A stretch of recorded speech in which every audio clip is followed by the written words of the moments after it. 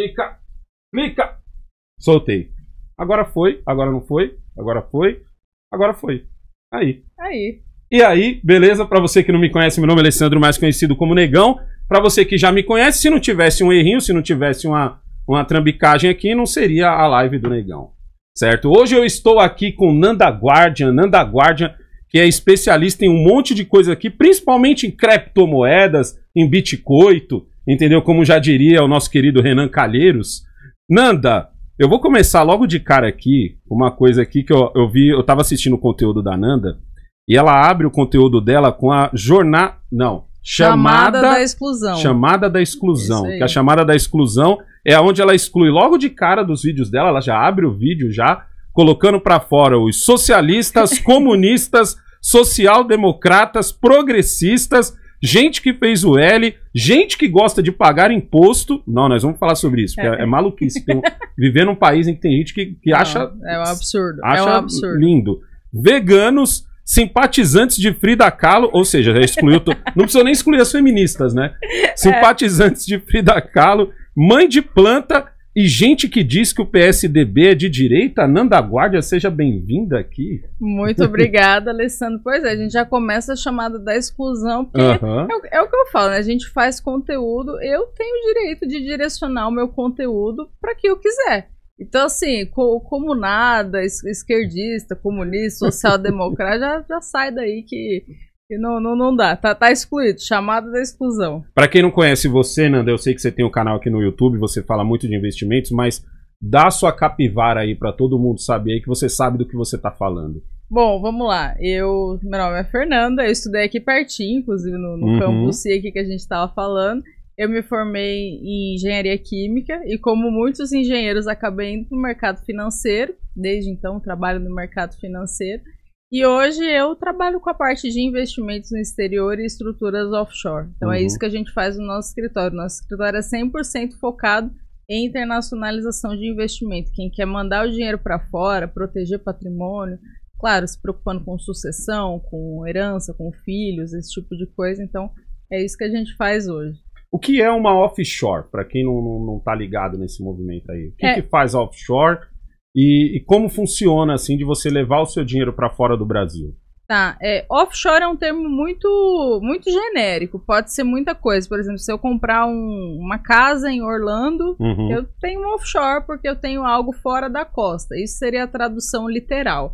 Mas as pessoas conhecem offshore como empresa offshore, é o que é mais conhecido. É quando uma pessoa ela abre uma empresa numa jurisdição fora do Brasil, por exemplo, Ilhas Virgens Britânicas, Panamá, Bahamas, geralmente alguma ilhazinha do Caribe. Tem que ser um paraíso fiscal? Ah, geralmente sim, as pessoas escolhem para pagar menos imposto. Ninguém gosta de pagar imposto. Quem gosta de pagar imposto é comuna. Os comuna gostam, eu não gosto. Na verdade, eles gostam que os outros paguem. Exato. Porque o deles eles protegem numa offshore. Com certeza. Tem muito político aí que tem offshore. Né? Até por isso eu acho que essa MP aí nem é a quarta vez que estão tentando, eu nem acho que vai passar, porque agora eles estão querendo tributar empresa offshore, estrutura offshore, mas por que até agora não passou? Óbvio que eles nunca vão admitir isso, mas pra mim é porque eles têm. Eles protegem o patrimônio dele em uma jurisdição fora do Brasil. E assim, não tem nada de ilegal nisso também. Isso é um ponto importante, porque às vezes a gente ouve, offshore é coisa de bandido, é coisa disso, aquilo, e não é. A última vez que a gente ouviu falar, assim, que ficou muito na mídia o nome offshore, foi por causa do Paulo Guedes, se eu não me engano, porque falaram que ele tinha... um offshore em BVI, ele era sócio de uma companhia offshore. Sim, e aí assim, a mídia faz toda uma propaganda negativa do instrumento da offshore. Só que assim, falar que offshore é coisa de bandido é o mesmo que falar que faca é coisa de assassino. Então, assim, a faca ela não foi criada para isso, foi criada para cortar alimentos. Se a pessoa usa uma faca para matar alguém, é uma questão dela, não é culpa do instrumento. É a mesma coisa offshore. O instrumento em si, ele não tem nada de ilegal nisso. O problema é o que a pessoa faz com aquele dinheiro. Ou no caso de político, o problema é de onde veio aquele dinheiro. Né? Será que veio de alguma questão ali que não foi declarada, alguma propina, alguma coisa? Então, esse tipo de pergunta que deve ser feita e não culpar o instrumento em si. Eu entendo como hoje o dinheiro possa sair do país. Porque, obviamente, como a gente está trabalhando muito com o dinheiro digital, vamos dizer assim, hoje em dia a gente quase não pega mais no dinheiro de papel, para mim é fácil de entender. Mas, por exemplo, e não digo antes da internet, porque aí já a gente volta muito, mas e antes dessa coisa de você da gente começar a trabalhar com o digital, como que se mandava dinheiro para fora? Nossa, mala? Doleiro, é um trabalho assim que evoluiu muito. Hoje em dia é muito mais fácil. Graças a Deus o mercado internacional está muito democrático. Assim, tem várias contas digitais que a pessoa pode abrir de casa mesmo. Então, para quem está começando, para quem tem pouca grana, são ótimas alternativas você começar por essas contas digitais até corretoras. Já no caso de uma estrutura offshore, a gente indica para quem já tem mais patrimônio constituído. O que seria mais patrimônio? Assim, até no escritório, a gente usa como referência 60 mil dólares. Por quê? Vamos colocar aí 300 mil reais. 300 mil reais. Então, por que 60 mil dólares? Porque tem um negócio nos Estados Unidos que é o imposto sobre herança, que é muito pesado. Ele pode chegar até 40% do valor do patrimônio. Então, imagina, a pessoa morre, aí tem um investimento na pessoa física nos Estados Unidos, aí essa pessoa morreu, o governo americano vai lá e coloca esse imposto. Tipo, praticamente metade do patrimônio já foi. Eu ouvi dizer que é por isso que você tem tantas bibliotecas e entidades com nome de gente famosa. Por causa que o cara falou assim, mano, eu não vou deixar meu dinheiro pro governo, então foi o jeito de, entre aspas, dele doar, entendeu? Não, tem muitos instrumentos para isso, para não pagar esse imposto sobre herança que é muito pesado. Então, e todo mundo, muita gente famosa tem sim.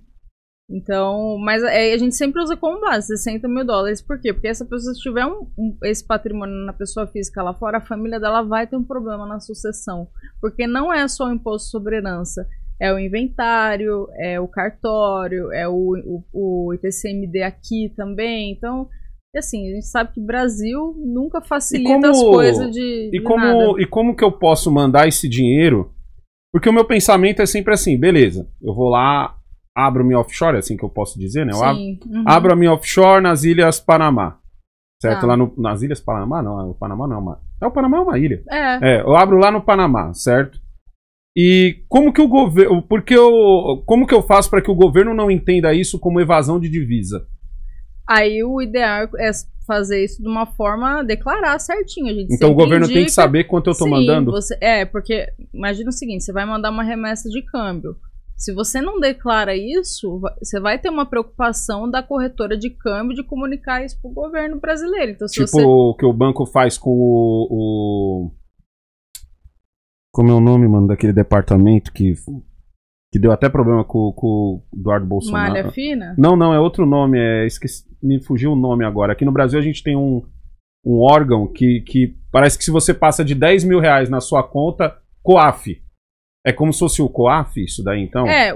Existe uma triangulação de informações. Se você deixa de declarar alguma coisa, a Receita pode questionar. Pode ser que nunca questione também, mas a gente nunca pode confiar nem contar com isso. Imagina, você mandou, sei lá, 2 milhões de dólares para fora e não declara isso, onde que tá esse dinheiro? Saiu esse dinheiro da corretora de câmbio, e aí, o que você fez com esse dinheiro? Isso pode gerar um questionamento. Então a corretora seria quem...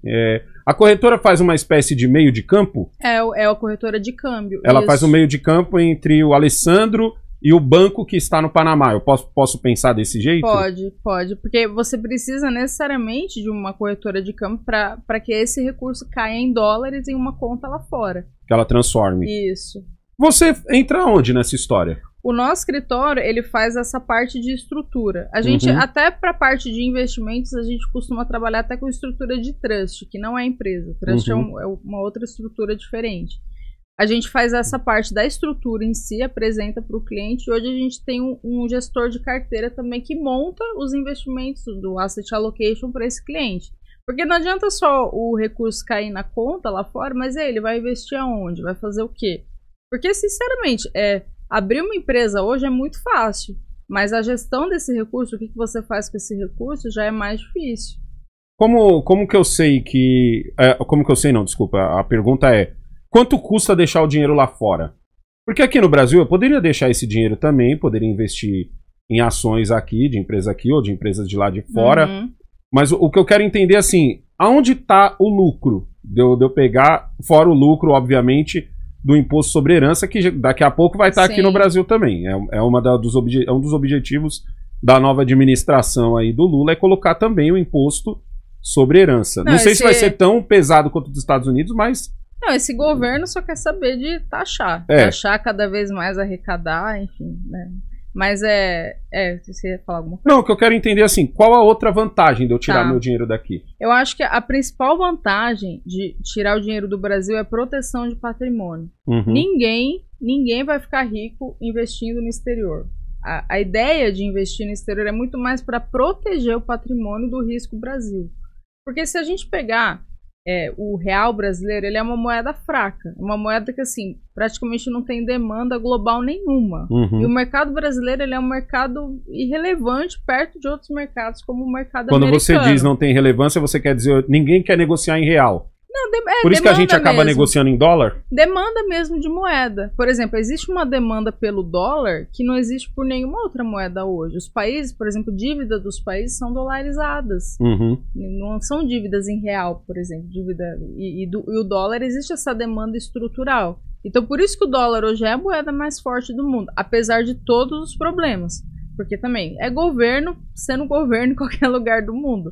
Né? Impressão de dinheiro, esses pacotes trilionários aí do Biden, injeção de dinheiro. Então, isso acaba fragilizando um pouco a economia mesmo. Mas não tem como. O dólar é a moeda mais forte do mundo e vai continuar prevalecendo em relação ao real. Deixa eu te fazer uma pergunta agora que você jogou o Biden na conversa. Aqui no Brasil, foi mais ali meio da pandemia, mais ou menos, houve uma conversa de que precisava imprimir mais moeda. Não, que tem que imprimir mais moeda, que o pessoal anti-horário vivia falando isso. E teve uma galera mais influente que usou de exemplo o Biden, porque o Biden ligou as impressoras lá. Sim. Você entendeu? Por que os Estados Unidos não afundou, mas se a gente tivesse feito isso, a gente teria afundado, e por que não tá certo usar o exemplo dos Estados Unidos, que foi o que... Foi uma sacada do pessoal anti-horário, porque assim, vocês não gostam tanto dos americanos? Copia lá o que eles estão fazendo. Copiar lá o que eles estão fazendo, já que vocês... Por que não é uma boa sacada imprimir dinheiro? Boa. O que acontece? Nos Estados Unidos, imprimir dólar tem um mecanismo muito diferente de imprimir real, porque a gente está falando de economias totalmente distintas. Quando os Estados Unidos imprime dólar, esse dólar ele é consumido no mundo todo. Existe uma demanda pelo dólar. Então, por exemplo, eu não tenho dinheiro no Brasil. Eu até posso mostrar minha conta aqui, que é vergonhosa no Brasil. Tudo dinheiro lá fora. Eu uso dólar. Então, as pessoas compram dólar, vai viajar, tá na dúvida do que levar? Leva dólar, vai investindo. Então essa impressão de dólar, ela é consumida. Existe uma demanda pelo dólar. Já com o real, não. O real você vai imprimir, acaba que ele vai ficar preso muito mais localmente do que será consumido no resto do mundo. Não que não tenha, mas em relação ao dólar não se compara essa demanda. Então, como existe essa diferença, a gente sempre compara, né? Oferta e demanda. Tudo bem, está imprimindo dólar, mas tem uma demanda maior, acaba que o impacto ele é menos negativo do que imprimir real. Eu posso pensar assim, então, que é mais ou menos... Eu vou fazer uma analogia aqui, você me diz se eu estou certo. Eu sempre brinco com o pessoal que eu falo assim, cara, eu boto 1.500 pessoas numa live, mas eu não consigo eleger um vereador. Já a Globo, ela consegue colocar, às vezes, essas 1.500 pessoas e ela consegue tirar ou colocar um governante ali com a massiva, entendeu, carta dela. Mas por quê? Porque os meus 1.200 estão espalhados no planeta. Isso já os 1.200 da Globo estão aqui, mano, nesse bairro. Você entendeu? Então, tipo assim, a força... é maior. A gente pode fazer esse paralelo, mais ou menos? Sim. Entre o dólar e o real? Com certeza. O dólar, ele é consumido no mundo todo. Assim, ó. Até dando um exemplo aqui do nosso escritório. A gente tem um cliente argentino. E ele falou uma coisa que eu nunca mais esqueci. Ele fala que o bebê argentino, ele aprende a falar 3 palavras. Pai, mãe e dólar. Nossa, sério? Por quê? Porque o que vale o peso argentino hoje? O peso argentino é uma moeda lixo, moeda zoada, que foi destruída. Então, o argentino já tem algumas gerações, isso ele que me falou, algumas gerações que ele já nasce com essa ideia de que ele não pode deixar o dinheiro dele em peso argentino. Então não foi só do fracasso do Macri agora. Já vem, de um tempo, os argentinos já... Tipo assim, o argentino que, obviamente, tem um pouco mais de dinheiro, né? Ele pode Ele pode dolarizar. Já o argentino pobre, ele tá preso ao peso. Mas é aquilo que a gente sempre fala, né? Quanto mais o governo intervém na economia e atrapalha a economia, quem mais se ferra é o pobre. Porque o rico, ele tem condição de tirar o dinheiro, de dolarizar, de montar uma estrutura offshore, de mandar para fora. O pobre não. O pobre vai ter que ficar sujeito àquilo. Recentemente eu participei do Tá na Roda, em que eu falei exatamente isso, porque agora a nova discussão, né, a nova discussão do momento para tirar a atenção, porque o Brasil agora vive de... Tem uma discussão, mas quando você vai ver é uma discussão idiota que é para tirar a atenção de uma coisa que estão fazendo com você. Entendeu? Parece muito lá na 25, quando alguém esbarra em você e quando você vai falar desculpa pro cara, um segundo bateu sua carteira. Parece muito isso. Que é a discussão de taxar os bilionários. O pessoal de esquerda, o pessoal que eu gosto de chamar de anti-horário, eles batem muito nessa tecla. Não, porque você tem que taxar o bilionário, porque o bilionário isso, o bilionário aquilo, o bilionário não sei o que lá. E tipo assim, eu tenho um pensamento, eu quero até que você diga se eu tô certo nesse meu pensamento. Eu penso assim, se o cara é bilionário, ou seja, ele tem 1.000 milhões, não é milionário, é bilionário, e quem é bilionário, ele tem o patrimônio dele em bilhão. Esse cara, ele tem o poder de eleger um governador, ele tem o poder de eleger um deputado federal, um deputado estadual, um vereador, ele tem esse poder. De um lado e do outro, a gente já viu isso, o JBS e tal, a gente já viu isso acontecer, as empreiteiras aqui no Brasil. Existe alguma forma de um dia acontecer desse cara ser bilionário? E se for, eu tenho a teoria de que ele vai, até ele sentir, porque vai demorar ele sentir, antes disso ele vai ligar para todo mundo que ele elegeu, certo? Ou eles vão juntar um grupinho de bilionários e vão ligar. Até ele sentir, ele não vai repassar isso para quem tá na ponta dessa corda, como seria em qualquer negócio. Exato, e vai repassar isso na ponta através dos próprios negócios, porque para um cara desse sair do Brasil, da saída fiscal do Brasil, abrir um negócio dele em outro lugar, é muito fácil. O bilionário pode ser tudo, mas não é burro. Então assim, tendo qualquer tipo de conversa, vamos taxar, não sei o que, vamos isso, ele vai fazer alguma coisa. Ele vai ou mandar o dinheiro dele para fora, ou fechar o negócio dele aqui, e quem se prejudica é o empregado. E não dói no bolso dele. Não, porque eu vejo o pessoal anti-horário falar de um jeito, Nanda, que, ouvindo você falar agora, assim, que você falou, pô, negão, começa com 60 mil dólares. Entendeu? Começa com 60 mil dólares. Beleza, 60 mil dólares significa 300 mil reais pro brasileiro médio, é dinheiro, mano, de uma vida. Sim, mas também não estão falando, tipo, de bi, né? Então, mas pro bilionário, 300 mil dólares, sei lá, é o que ele comeu na janta. Sim. Assim, de brincadeira, óbvio, né? Mas pra ele é muito fácil tirar esse dinheiro. Muito fácil. Por que o pessoal anti-horário pinta que é o contrário? Que, ele não vai sair porque não sei o quê. Por que ele não sairia? Porque... Cara, o que eu percebo na esquerda, de modo geral, é que assim, eles se atentam muito mais a pautas subjetivas, a discussões filosóficas, do que a dados, do que a exemplos em si do que acontece. E assim, essa coisa do bilionário, eu acho que é até um ressentimento dessa galera com quem se deu bem, com quem é rico. Tem até um livro do Mises que chama A Mentalidade Anticapitalista. E o Mises, ele fala isso, por que uma pessoa ela é de esquerda? Porque ou ela é ressentida, ou ela depende de alguma forma do Estado, ou tem algum tipo de lucra em cima de algum tipo de discurso. Então, esse ressentimento com quem se deu bem é uma coisa... É muito ruim, é até cultural aqui do Brasil, né? Tipo, porque o cara ficou rico, ele necessariamente ele é desonesto, ele é isso, ele é aquilo. Eu tenho muitos exemplos, assim, até da minha vida pessoal mesmo, assim, galera da escola mesmo, que eu estudei aqui perto no Cambuci. Eu não falo com quase ninguém hoje, porque eu fui excluída. Fizeram a chamada da exclusão comigo. E eu acho que é um pouco desse ressentimento. Você foi riscada no pessoas que ficaram ricas. Não, eu comecei... Você foi riscada no... Cara, eu sinto esse ressentimento, assim, porque eu sempre lutei muito, assim. Eu não vim de família rica, eu vim de família pobre, e eu conquistei tudo que eu conquistei por conta do meu esforço. Eu tive essa gana de conquistar. Mas eu percebo que, geralmente, quem não tem isso acaba, não, mas é porque ela é tal coisa. Arruma uma desculpa pro próprio fracasso. Você acha que um dia a gente pode mudar essa realidade? Porque isso é uma coisa cultural. Eu percebo que é cultural. Entendeu? É igual quando eu vendia shape, eu sempre brinco assim que Eu vendia shape pra uma galera que tava mó longe, Amazonas, Bahia, Rio Grande do Sul. Era raro eu vender pra quem estava próximo ali a mim, que ia chegar e me dar um salve. Negão, tem um shape pra vender. Tipo, mas você vendia muito mais pro cara que tava fora. Eu acho que é uma coisa cultural nossa. É cultural, não, eu também acho. Entendeu? Esse ressentimento, essa inveja de quem venceu, de quem se deu bem, eu não sei se pode mudar, não. Mas assim, também não é uma coisa que a gente, como, até você como empresário, não dá pra gente ficar muito preocupado com os outros. A gente tem que fazer o nosso e seguir. E se quiser falar, se quiser achar Você citou o Mises agora, eu já vi outras pessoas citarem. Quem é esse maluco? O Mises, ele é duas coisas que eu quero saber, só pra deixar aqui já. Eu quero saber sobre ele e quero saber sobre essa bendita escola austríaca que todo mundo fala.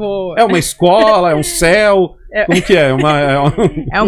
É uma linha de pensamento econômico, isso é a escola austríaca, uma linha de pensamento econômico que tem alguns princípios, algumas críticas, por exemplo, críticas ao planejamento centralizado, crítica à intervenção do Estado na economia.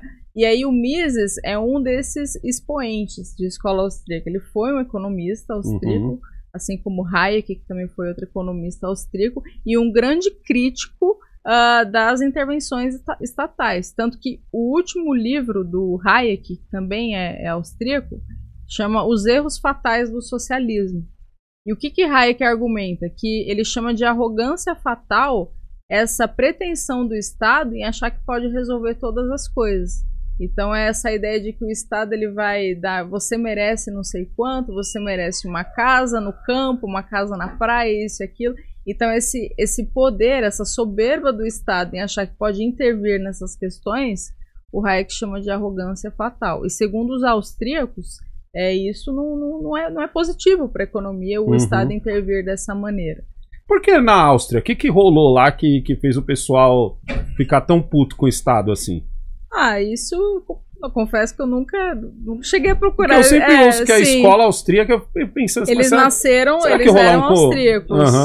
Mas eu sei que o Mises mesmo, ele foi para os Estados Unidos, então não sei se tem alguma relação muito próxima com a economia da Áustria em si. Nunca parei para pensar o porquê da Áustria. Porque eu tava pensando nisso outro dia. E como você vê essa galera que, no lado contrário, obviamente... já vai ali pro lado de Marx e tal. Que é a galera socialista mesmo. Eu não consigo entender, assim, porque a gente não tem exemplos na história de que o socialismo deu certo. E aí a galera gosta muito de usar... Na China, você não conta a China? A galera... o trabalho escravo, eu acho complicado, né? Defender China, mas enfim. Mas assim, a galera, os comunas gostam muito de usar como exemplo países nórdicos. Eu falo assim, país nórdico é socialista. Eu já vi esse argumento. Porra, mas como que vai ser socialista se tem liberdade econômica? Não faz sentido. Porque o socialismo, por definição, ele não implica liberdade. Ele implica um planejador central ali tomando conta da economia. Então são duas coisas antagônicas. É porque confundem o socialismo com o que existe nos países nórdicos de welfare state, que é o Estado provendo as coisas. Só que aí querem aplicar isso aqui. Eu posso olhar os países nórdicos como um lugar onde eu pago imposto e esse dinheiro volta, porque a ideia do imposto seria como... Eu vejo a ideia do imposto, queria até que você me dissesse mais sobre isso, eu vejo a ideia do imposto como a ideia de um condomínio. A gente mora num prédio e tal, e aí a gente tem a zeladoria do prédio, a gente tem água, alguns prédios hoje em dia ainda não dividem, não tem água por apartamento, todo mundo divide... salário do porteiro, salário da faxineira e tal. Então, entre aspas, o imposto que a gente paga seria isso. Coisas para a melhoria do prédio, o prédio seria um país. Eu posso pensar, então, que esses países nórdicos são países onde o dinheiro do imposto é aplicado direito? Então, talvez tenha essa visão de lá tá dando certo? Pode ser, né? E nem precisa ir muito longe, nem precisa, não só país nórdico, Estados Unidos mesmo. Assim, a gente vai muito para os Estados Unidos, eu vou muito para os Estados Unidos. E eu conheço muita gente de lá e é bem curioso ver a visão que o americano tem sobre imposto da visão que a gente tem aqui. Porque eu, por exemplo, eu odeio pagar imposto. Eu acho um absurdo imposto no Brasil porque a gente não vê retorno de nada. Não vê retorno em segurança, não vê retorno em saúde, não vê retorno em educação, não vê retorno de nada. Vê retorno o quê? De privilégio de político bandido, político inútil que tá aí fazendo peso. Entendeu? É para isso que a gente paga imposto aqui no Brasil. Já o americano, é óbvio, né? Claro que vai depender de cada caso, mas eu já vi muita gente falando, não, eu pago imposto para isso, para ter essa rua aqui limpa, eu pago imposto para não ter bandido, para eu ter segurança. Então, isso vai muito da administração mesmo ali do governo. Como que é lá nos Estados Unidos? Tipo assim, você mora aqui em São Paulo, certo? Você mora aqui em São Paulo. E quando você vai pra lá, você fica em que cidade? Geralmente vai pra Miami. Você vai pra Miami. Miami é o paraíso. Qual que é a principal diferença que você nota assim que você chega lá? Tirando a segurança, porque aí eu vou tirar até pelo Bruno. O Bruno Musa, esses dias, ele tava em El Salvador. Agora ele tá com... Dizem que lá vai virar paraíso fiscal. Ele até fala sobre isso. Lá parece que vai se tornar paraíso fiscal. O Bitcoin virou moeda oficial em 2021. Até eu fui pra lá em 2021. Você chegou aí pra lá. Então, aí ele fala que lá, agora, com a segurança, é outro lugar pra se andar, certo? Quando você chega em Miami, assim, você fala, porra, pisei em Miami. Qual que é a primeira coisa que você fala? Caraca, o Brasil podia ser assim. Eu amo Estados Unidos. Claro, não todo lugar. Por exemplo, Califórnia tá um lixo. Porque aí começou a esquerdar. A regra é clara. Tá mesmo ou é só um exagero? Não, tá um lixo. Tá mesmo. Porque eu sigo muita muitos gringos. Saindo. Eu tô aprendendo inglês, então eu sigo muito gringo só pra poder me obrigar a ler em inglês. E tipo assim, é muita coisa da Califórnia que eles mostram. Tanto... Ela virou uma super cracolândia. Ela virou uma super cracolândia e virou... eu não lembro se é lá, mas eu tenho quase certeza que é um lugar onde tá liberado você roubar até... São Francisco. Liberado entre aspas. Você roubar até $700. Isso mesmo. $900, desculpa. É $900. Que diz que você não pode nem parar o cara, que se você para o cara, não adianta capaz nada. De você ser multado e ser pior. Não, a Califórnia tá um lixo. Assim, como começou a esquerdar, vira essa merda. Essa é a realidade. Tanto que muitas pessoas estão saindo da Califórnia. E estão indo. Eu não lembro exatamente o número, tá? Mas tem um relatório, que eu até fiz um vídeo sobre isso. Um relatório que mostra que por dia saíram em torno de 1.000 pessoas por dia em 2022. Então não é exagero? Não, tá saindo. Porque imagina pro empresário ter uma loja e o maluco lá poder roubar e não fazer nada. O que esse cara vai fazer? Vai sair de lá. E aí vai pra onde? Pra estado republicano. Texas e Flórida. Que é o Miami. Até por isso que o preço dos imóveis em Miami tá assim, um negócio absurdo, um negócio surreal, assim. Você acha... Miami já é republicano. Flórida.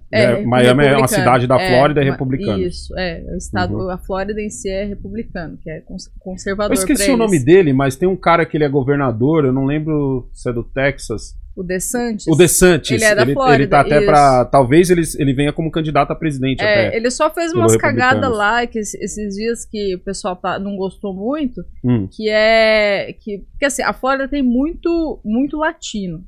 Tipo assim, você vê... Eles olham pra nossa cara e já começam a falar português. Porque a gente tem cara de brasileiro. De brasileiro. Brasileiro tem cara, eu sempre falo isso. Ou espanhol. Brasileiro tem cara. Então, se você quer ir pra Miami pra treinar inglês, não vai treinar. Pior lugar. Difícil. Não, pra treinar inglês tem que ser lá pro norte, assim, lugar mais escondido. Porque Miami tem muito latino. Então, e o que eu falei, né? Vai muita gente pra lá. Mas o que você tinha perguntado a principal diferença que eu noto nos Estados Unidos em relação ao Brasil é acesso. Por exemplo, oportunidade de ter as coisas. Que nem... vou dar um exemplo bem idiota. Eu fui fazer minha unha em Miami. Cara, a manicure com iPhone, com Apple Watch, marcando, agendando as coisas com Apple Watch. Eu fico pensando... Eu nunca vi isso não acontecer no Brasil. Porque assim, o pobre dos Estados Unidos é diferente do pobre do Brasil. O pobre nos Estados Unidos ele tem acesso às coisas. Ele compra um carro bom, ele compra uma TV boa, ele compra um celular bom. No Brasil, não. No Brasil, as pessoas se matam pra muitas vezes não ter as coisas boas. E aí, por que as coisas funcionam lá? Um dos motivos, né, a economia não é uma ciência exata, não dá pra gente colocar, é por isso. Mas existem muitos fatores. Um dos motivos é a liberdade trabalhista mesmo. Lá não tem CLT, como tem aqui. Lá é contrato. Então, assim, isso faz com que seja muito mais fácil de você contratar e demitir as pessoas. Mas CLT não é uma coisa tão boa, Nanda? Eu acho péssimo. O pessoal fala que CLT é tão maravilhosa. Não, se a CLT... E ninguém que fala isso trampa com CLT. E detalhe... É muito engraçado isso. Se a CLT fosse tão maravilhosa, as nossas fronteiras ia estar cheias de americano aqui. Pulando pra cá. Querendo ter os direitos trabalhistas. Mas explica pro pessoal entender assim, porque a gente tem aqui, Nanda, a gente tem FGTS, a gente tem seguro-desemprego, a gente tem férias de 30 dias... A gente tem 13º. Porra, olhando de fora assim, é um paraíso o Brasil. Mas se fosse... Lá o americano não tem nada disso. Então por que o americano é mais feliz? Não, lá assim, é contrato. Na verdade o americano ele não, pode né? até ter. Quem é mais feliz é o brasileiro. Eu já ouvi muito isso também. Pro americano, como ele já nasceu lá, pra ele é uma vida embaçada. Sim. É uma vida dura. Já o brasileiro, ele trabalha sorrindo. Nos Estados Unidos, assim... Existe uma flexibilidade maior das leis trabalhistas. Não é que não tem direito trabalhista. Tem, mas não é como é aqui no Brasil. Então lá existe uma flexibilidade maior. Tipo assim, eu vou trabalhar num lugar, a gente vai fazer um contrato aqui e aí a gente vai determinar. Eu posso determinar 30 dias de férias, mas eu não tenho essa obrigação. Não é o Estado que vai determinar isso pra mim. Então essa flexibilidade trabalhista faz com que seja muito mais fácil de demitir e contratar. Por isso que é uma economia muito, muito dinâmica. E por isso que tanta gente arrisca vidas atravessando fronteira para ir para os Estados Unidos. Tem até um canal que eu sigo do Thiago Skoll, não sei se você já viu. É um cara, ele foi para lá, assim, ele entrevista uma galera que vai para lá ilegal e fica lá e você vê, tipo, gente legal trabalhando, juntando grana. Nossa, eu conheço mais de um. Tendo oportunidade que aqui não teria. Então, tudo é mais fácil. E fora assim, também, coisas básicas. Né? Você vai pegar Uber, Tesla, que vem te buscar de Uber. Você anda na rua, eu ando na rua sozinha, sem medo de vir um vagabundo me assaltar. Esse tipo de coisa, assim, Miami nunca vi acontecer. Nunca vi acontecer. Mas é que nem você falou, né? Varia do estado. Agora, porque lá não é nacionalizado, né? Lá cada estado tem as suas próprias regras. Isso, lá cada estado tem suas próprias regras. Você acha que isso daria certo no Brasil? Eu acho que sim. O Brasil é muito grande, é muito mais difícil você administrar um país tão grande assim. É claro que o dar certo, a gente teria que avaliar em quais modelos, né? Fazer, de repente, copiar os Estados Unidos talvez não daria certo por algumas questões, mas é muito mais difícil administrar um país tão grande sem que cada região tenha a sua própria cultura, suas próprias regras, seu próprio entendimento, seu próprio modelo de trabalho. E lá nos Estados Unidos, que também é um país muito grande, lá cada estado acaba sendo dono de si, por assim dizer. Você disse antes que você aconselha os seus clientes, né? Como o cara quer proteger o patrimônio dele, começar ali com, sei lá, tem 60 pau guardado, 60 dólares seria 300 mil reais. Pro cara que tem 300 pau sobrando, a ponto dele falar assim, cara, vou guardar esse dinheiro aqui. Eu já posso chamar esse cara de milionário? Porque ele tem que ter pelo menos 1 milhãozinho pra poder trabalhar com o resto. Entendeu? Como assim? O cara ter 300 mil aqui no Brasil? Isso. Não, porque ele não tem 1 milhão, né? Seria... Não, 300 sobrando pra guardar, pra ele proteger. O resto ele estaria... Pra você chegar a juntar 300 significa que você tem mais grana pra poder ir girando. A gente sempre indica, assim, reserva de emergência, o dinheiro que a pessoa vai usar aqui, ser no Brasil mesmo. Não, porque eu tô querendo fazer um paralelo, assim, para as pessoas entenderem quem é o seu cliente. Por exemplo, eu já recebi aqui outras pessoas que trabalham também com investimentos e tal, mas normalmente é o cara que trabalha com um público mais caixa baixa. O cara que ainda tá começando a aprender a investir e tal. Já você já trabalha com um público que já sabe o que tá fazendo e pensa assim, poxa, Nanda, fiz uma grana aqui no Brasil, só que, sei lá, mas eu falei mudou 300... o governo e eu tô morrendo de medo. A gente pega muito caso assim. Não, mas eu falei dos 300 mil por conta do imposto de herança nos Estados Unidos, mas a gente também atende clientes menores, assim. Por exemplo, o nosso ticket mínimo é 2.500 dólares, tá? Sei lá, 10 mil reais. 10 mil reais. Porque às vezes a pessoa que, por exemplo, eu quero proteger esse patrimônio, eu quero começar a fazer uma poupança em dólar pro meu filho. E sinceramente eu acho que é a melhor coisa que alguém faz. Porque o nosso dinheiro, daqui uns anos, ele vai continuar depreciando. Assim, o real, se pegar 1 milhão de reais hoje, não vale o que valia 1 milhão de reais há 5 anos atrás. 5 anos atrás, você comprava muito mais coisa do que o que você compra com 1 milhão hoje. E a tendência é isso só piorar. Mesmo com uma inflação lerda, a gente ainda tem uma. Sim. A gente pode pensar assim, né? A gente tem uma lerda, não tem uma rápida como a Argentina. Sim, mas tá ali. E dependendo do governo, acelera o processo. Uhum. E assim, em relação ao dólar, não adianta, o dólar sempre vai subir no longo prazo. Isso é outra coisa que as pessoas às vezes ficam ali vendo o câmbio no dia. Não faz sentido ficar olhando o câmbio todo dia. A hora certa de comprar dólar é a vida inteira. Então assim, caiu, comprou. Porque você tentar saber, eu vou esperar um pouco o dólar para comprar, vou fazer isso. Mas isso não é o cara que tá querendo comprar dólar como investimento? Do tipo, eu compro para vender depois? Mas aí eu sinceramente eu não vejo sentido. A não ser que o cara seja um operador de câmbio. Assim, eu quero comprar. Mas, assim, 99% como dos se ele casos fosse é pra proteção. É como o operador de câmbio que você fala que teria lucro com o dólar, eu posso chamar ele, sei lá, de trader? Como se fosse um trader? Como se fosse um trader. Mas, assim, 90% dos casos, das pessoas que pensam em investimento no exterior, e acho que até a forma mais certa, vamos dizer assim, é pensar em proteger. Ninguém vai ficar rico. O cara não tá colocando dinheiro lá fora pra ficar rico, pra ganhar. Claro que tem investimentos que pagam bem lá fora, tem oportunidades, mas assim, é muito mais pensando em proteção de patrimônio. Os clientes que a gente pega muito nesse perfil, assim, conservador, não quer perder dinheiro.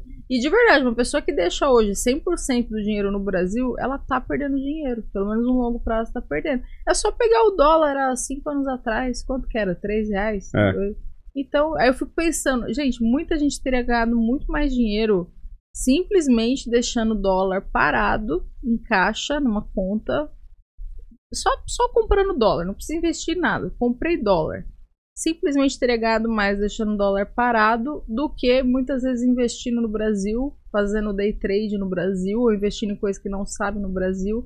Então é aquela coisa do simples que funciona, sabe? Você é nova, então acho que você não chegou a pegar a época que o Cruzeiro e tal, que a moeda, tipo assim, de manhã você ia comprar o Nescau era um preço, de tarde era outro. Então acho que naquela época acho que naquela época todo mundo já tinha um pensamento dolarizado, vamos dizer assim.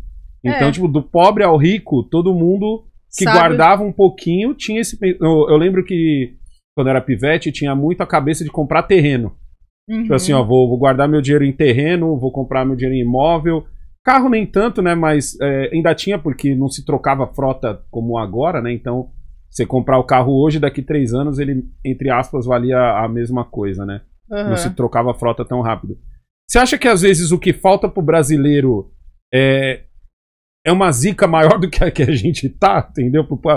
O povo ter esse estalo, assim como você falou que os argentinos têm.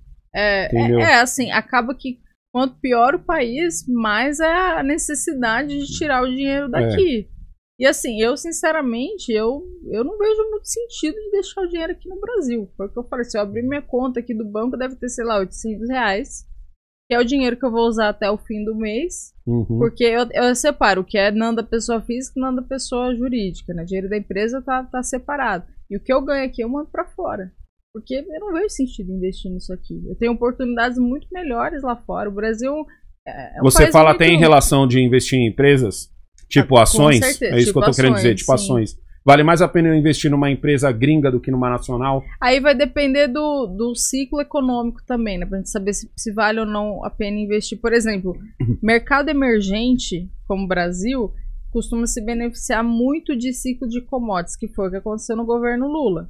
Só que assim, as pessoas às vezes vão ter essa noção e falar, não, o Brasil foi bem por causa do papai Lula, e não foi por isso. O Brasil foi bem por quê? Porque o ciclo, porque as commodities estavam em alta, a gente teve um boom de commodities, e aí o Brasil, como um país emergente, assim como outros países, o bicho é sortudo, hein? Sortudo. Puta que pariu. Ele é muito sortudo, cara, mano. Tem gente que até hoje fala, não, eu tive tal coisa por causa do Lula. E não é, gente. Eu já vi gente falar isso, mano. Ele me deixa muito triste porque eu vi também o esforço dessa pessoa. Então eu fico, cara, eu vi você trabalhando. Sim. Tipo, o que o Lula tem a ver com isso? Eu tava lá quando estava trabalhando. Entendeu? Que nem um maluco. Não, as pessoas não querem. Parece que essa ideia de que o Estado que tem que prover tudo, o governo que tem que prover tudo, não é assim. O Estado não é nosso pai, né? Não é isso. Seja sincera, Ananda. Como você vê o governo Lula hoje? Péssimo. Péssimo. Porque ele não tá sendo um Lula 3, ele tá sendo um Dilma 2. Eu assim, só fala em aumentar imposto, não fala em reduzir. Só fala em... Então a gente tem, por exemplo, essa MP que eu falei, que eles querem... foi aprovada para taxar investimentos no exterior através de empresas offshore. Isso para mim é um absurdo. É um absurdo, porque como que você vai ter controle de algo que está fora da jurisdição ali, Brasil? Então, é um governo que só fala em aumentar cada vez mais, aumentar ministério, aumentar imposto, arrecadar, mas não fala em reduzir o gasto público, né? E a história de taxar os bilionários? Não os anti-horários adoram vender. Cara, pode taxar, mas o que vai acontecer é que o bilionário vai sair. Ou vai tirar o dinheiro do país, ou vai tirar a empresa, e quem vai se ferrar é quem não tem dinheiro. Enfim, o bilionário não é burro.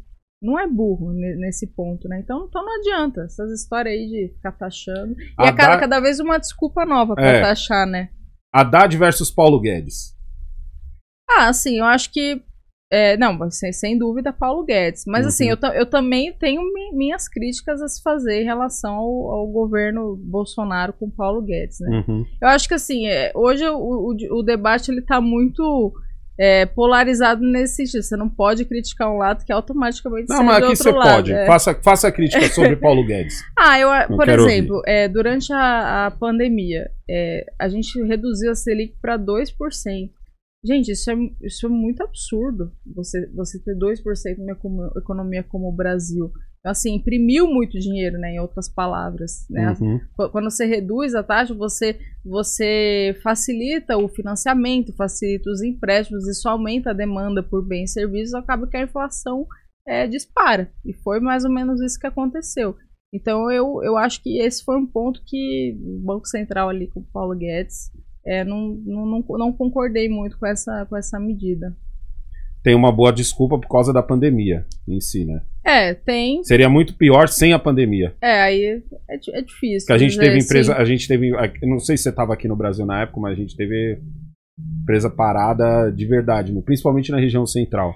Teve periferia não fechou tanto, não, mas... E foi um movimento região central no mundo todo também. Foi um movimento então, mundial. Também, tipo assim, pra gente ter esse bate-pronto, né, teria que analisar mesmo como foi o movimento dos outros países, só que realmente, 2% de uma economia como o Brasil é muito pouco. Não faz muito sentido. E hoje que ela tá batendo lá 13,25, né? Depois da última descida. E agora querem que aí já é alta demais. Não, então, agora querem forçar na canetada diminuir os juros. Qual o problema de forçar na canetada? O problema de forçar na canetada, assim, primeiro é o diferencial de juros. Porque assim, quanto maior a Selic aqui no Brasil, mais atraente isso fica para investimento no exterior.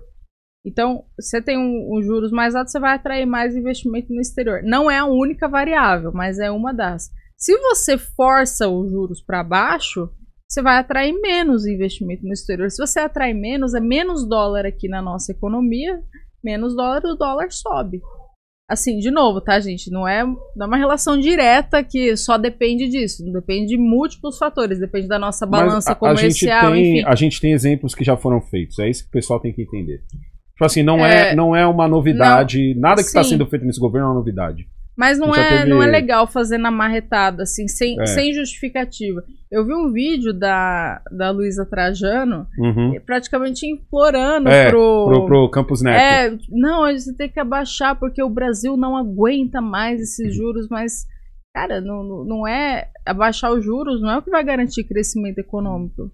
O que garante crescimento econômico é produtividade, é desenvolvimento, não é baixar os juros. Tirar a corda do pescoço do empresário brasileiro, não já manipular os juros. Isso já seria uma boa coisa. Porque aí o que acontece? Aí quando subir os juros de novo, vai ter um monte de empresa quebrando. Então não é assim, não é simples assim que se resolve. Você sabe o que me deixa puto nesse debate? É o seguinte: o debate é sempre levado pelas varejistas. As varejistas que boa parte ajudaram até o atual governo que está aí, porque esperava justamente isso, a canetada, para que elas sejam as primeiras. Mas o que eu fico com muita raiva nesse debate é o seguinte: precisa se baixar a taxa de juros? Precisa. Por quê?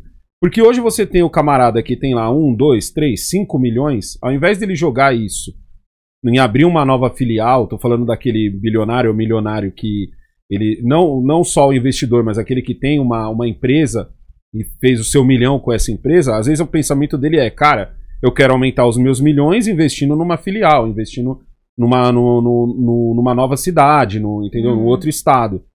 Aí esse cara olha um governo que pula de 23 ministérios para 37. Isso é um absurdo. Você entendeu? Ele tá querendo fazer mais outro. Ele já ouve aquele burburinho de, puta, eu quero taxar as offshores. Ele acabou de trocar ideia com você, falando, pô, eu queria dar uma segurada aqui, que eu tenho família e tal, não sei o que, nesse dinheiro. Esse cara, ele não vai pegar aqueles 5 conto, aqueles 6 milhões que ele tem ali, que ele usa não pra proteger, mas pra deixar de investimento, ele não vai colocar numa nova filial. Ele vai segurar porque a Selic tá alta. Porque a Selic tá alta porque o governo é gastão. Eu sempre falo, eu sempre tento simplificar esse bagulho da Selic pra galera, dizendo assim, a taxa Selic é o quanto o governo atual ele é ou não gastão. Se a taxa Selic é alta, ele é gastão. Se a taxa Selic é baixa, ele é um governo mais controlado. E aí fica sempre essa discussão em cima das varejistas, porque a varejista hoje, ela quer o quê?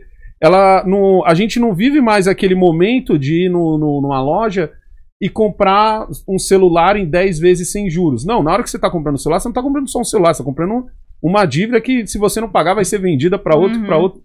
Você entendeu a loucura? Mas é por isso também que eu não invisto em varejista. Assim, eu acho muita loucura, porque é só parar para pensar quantas já quebraram na história. A gente tem muitos exemplos aí de empresas de varejo que quebraram. Eu acho muito arriscado, apesar...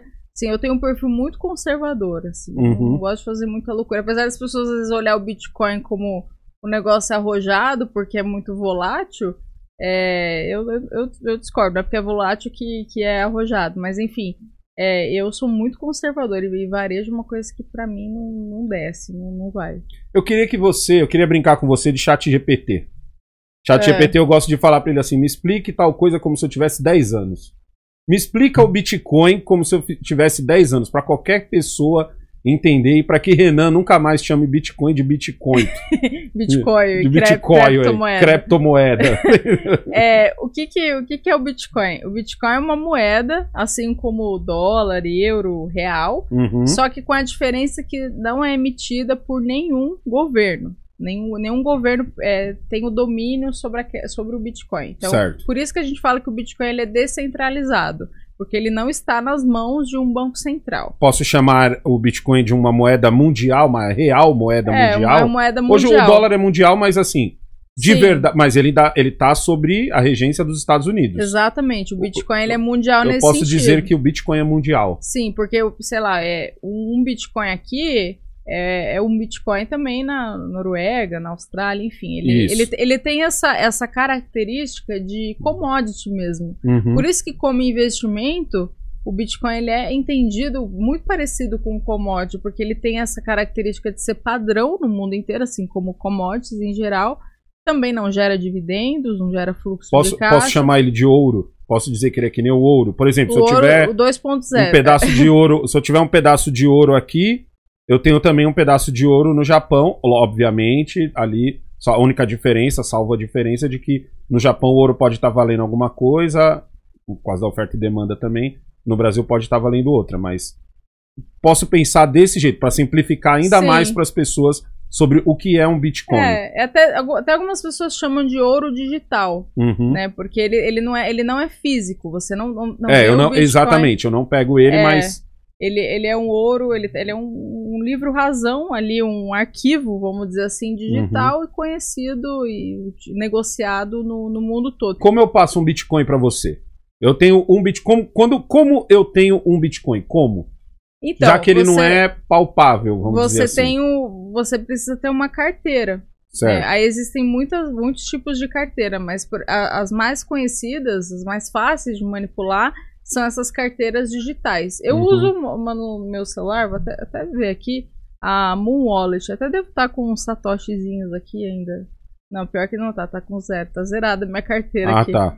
Porque eu já usei, já gastei ele por aí. Mas é uma carteira. Então, como que eu faço? Por exemplo, se eu quero te transferir, eu venho aqui em enviar, aí eu vou escanear um QR Code com o seu endereço da sua carteira e vou transferir para você. Então, aí até tem até uma rede que chama Lightning Network, que é uma segunda camada do Bitcoin, que o processamento dessa transferência de Bitcoin, ela é mais rápida. Ela é menos segura, mas ela é mais rápida. Então é assim que você transfere. E você vê, vamos dizer assim, o Bitcoin através de uma carteira Hoje quanto tá valendo um Bitcoin? Porque, por exemplo, $1 hoje, ele custa R$5, não, tá R$4,95. R$4,95. Quanto custa um Bitcoin em real? Hoje, você sabe, olha, faz tempo que eu não vejo mais, porque eu tenho Vou perguntar Bitcoin, pro Google. Eu tenho Bitcoin, mas assim, eu nem olho mais na minha carteira, fica lá guardado. E porque eu acredito que o Bitcoin ainda vai valer muito, vai subir muito, não sei quando, pode demorar daqui 5, 10, 2 anos, então eu deixo lá parado, eu nem vejo mais. Segundo o Google, hoje um Bitcoin, só um, ele vale R$127.459,93. Vai dar uns 20 e poucos mil dólares, né? Por aí. 20 e poucos mil dólares. Então, mas já chegou a valer muito, ele chegou a bater mais de 60 mil dólares, se eu não me engano. Eu sou obrigado a ter um Bitcoin ou eu posso ter uma fração de Bitcoin? Não, você tem a fração. Ele é divisível em 8 casas decimais. Certo. Então você pode ter 0.000 Bitcoin. Até porque um Bitcoin inteiro acaba, dependendo, pode ser muito caro. Então... Como eu compro um Bitcoin? Então, você pode comprar através de corretoras especializadas. Como se eu estivesse comprando dólar? Isso. Elas são chamadas de exchanges. Né? Tem várias aí no mercado. Lá fora também tem. Ou você pode comprar P2P, que é tipo assim, eu quero comprar Bitcoin de você. Aí eu vou lá e a gente negocia aqui. Por isso que é P2P, peer-to-peer.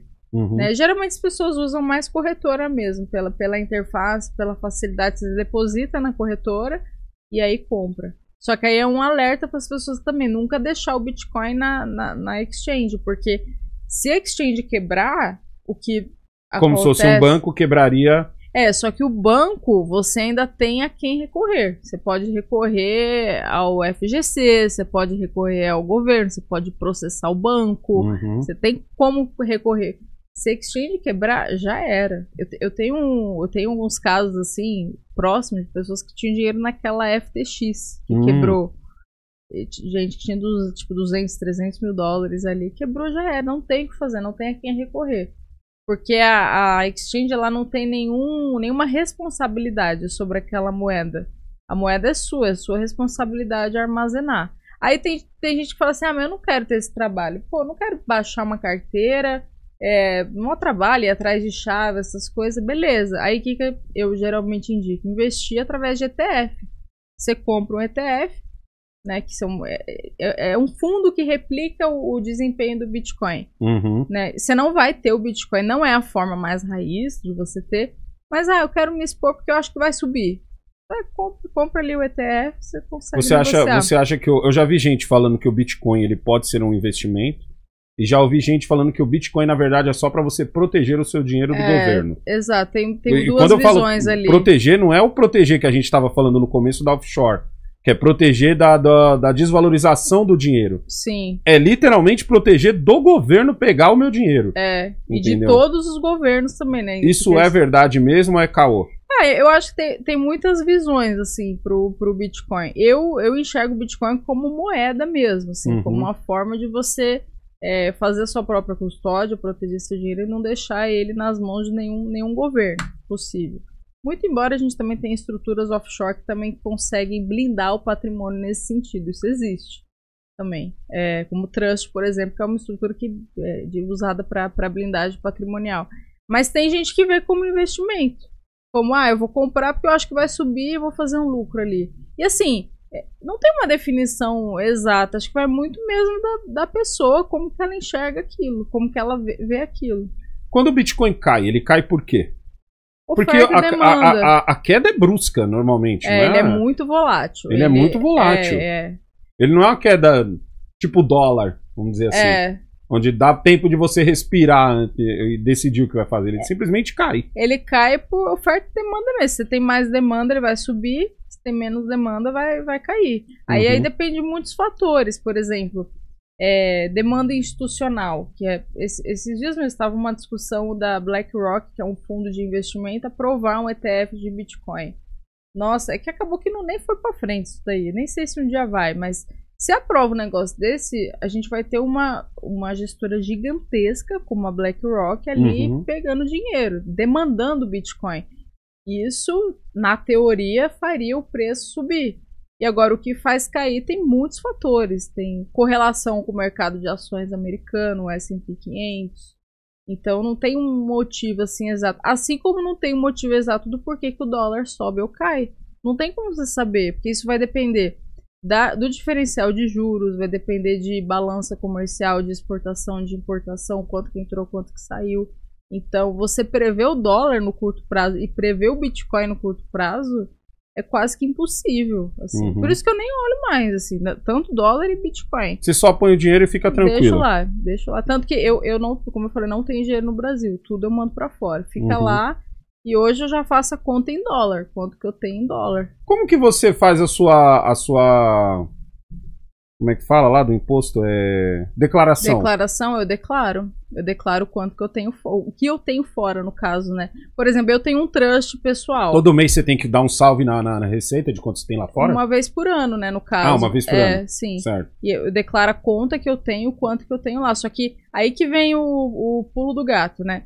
Uma estrutura de trust, por exemplo, ela tem subsidiário, ela atua em jurisdições de regime fiscal privilegiado.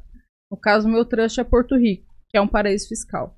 Então, hoje, eu não preciso declarar o quanto que eu tive de ganho de capital, porque eu estou numa jurisdição que não exige isso.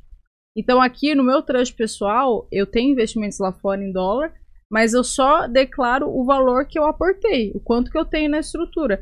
O quanto eu tive de dividendo, subiu tantos por cento, isso e aquilo, que eu pagaria imposto se eu estivesse na pessoa física, eu não preciso declarar. Essa é uma das vantagens de uma estrutura offshore. Você diminui consideravelmente quanto de imposto você paga. Voltando para o Bitcoin, para eu entender, porque assim, a gente ouve falar muito que o Bitcoin é uma moeda usada por bandidos, terroristas e tal, não sei o quê. O meu pensamento, minha dúvida é a seguinte: a gente ouve tanto falar assim nos noticiários, porque foi presa uma quadrilha que lavava dinheiro. O cara roubava aqui, lavava dinheiro, quadrilha, político, cara que dá golpe na internet e o caramba 4. Por que esse cara lava dinheiro ao invés de comprar Bitcoin? Entendeu?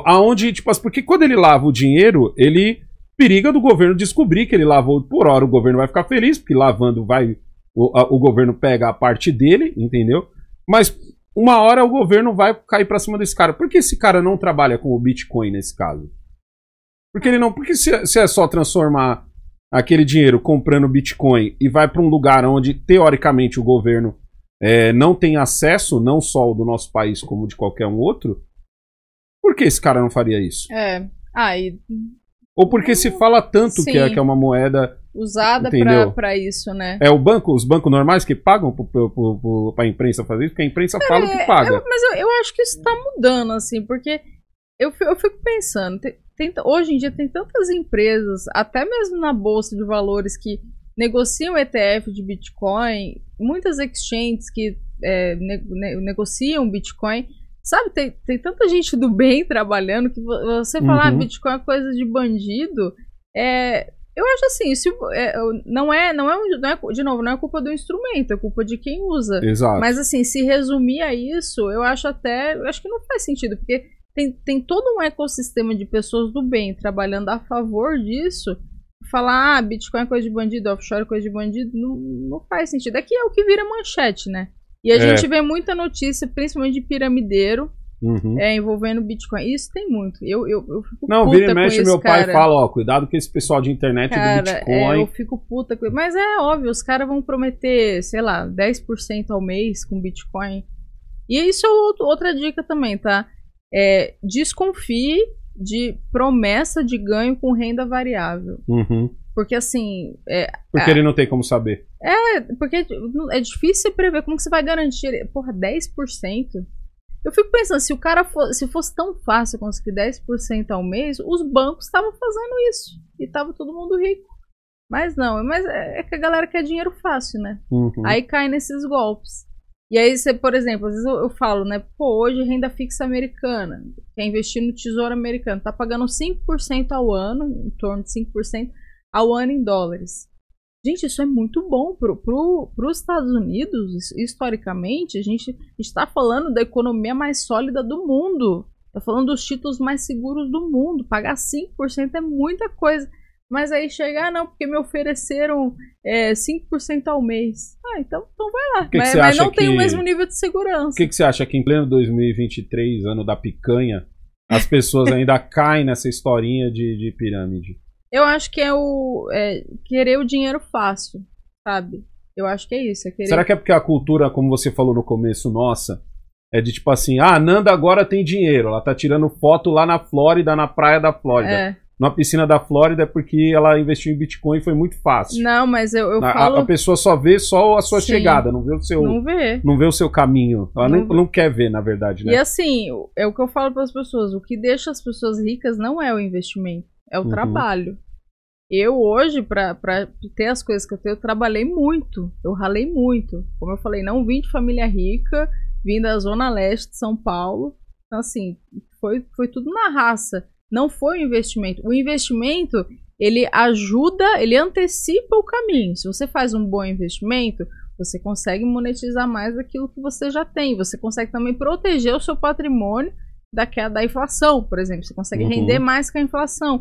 O investimento é para isso. Essa ideia de, fique rico investindo em tal coisa, eu não concordo. Eu já tive proposta de fazer propaganda de investimento, porque você deve saber, YouTube tem patrocínio, essas coisas, de fazer propaganda, de eu recusar fazer, porque eu não concordo. Eu acho mentiroso eu prometer lucros absurdos, sendo que eu sei que... sendo que eu não confio naquilo. Hoje o seu canal é voltado mais para o quê?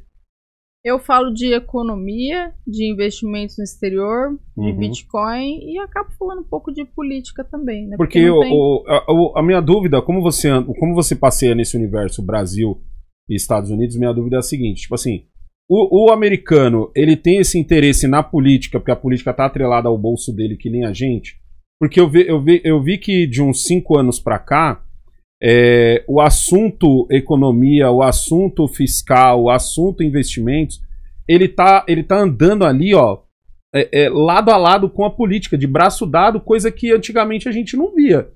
Você tinha aquele momento economia no jornal, mas ele não andava junto com o assunto política. E hoje você vê, no seu caso, por exemplo, você comenta sobre política e você comenta sobre investimentos, sobre economia.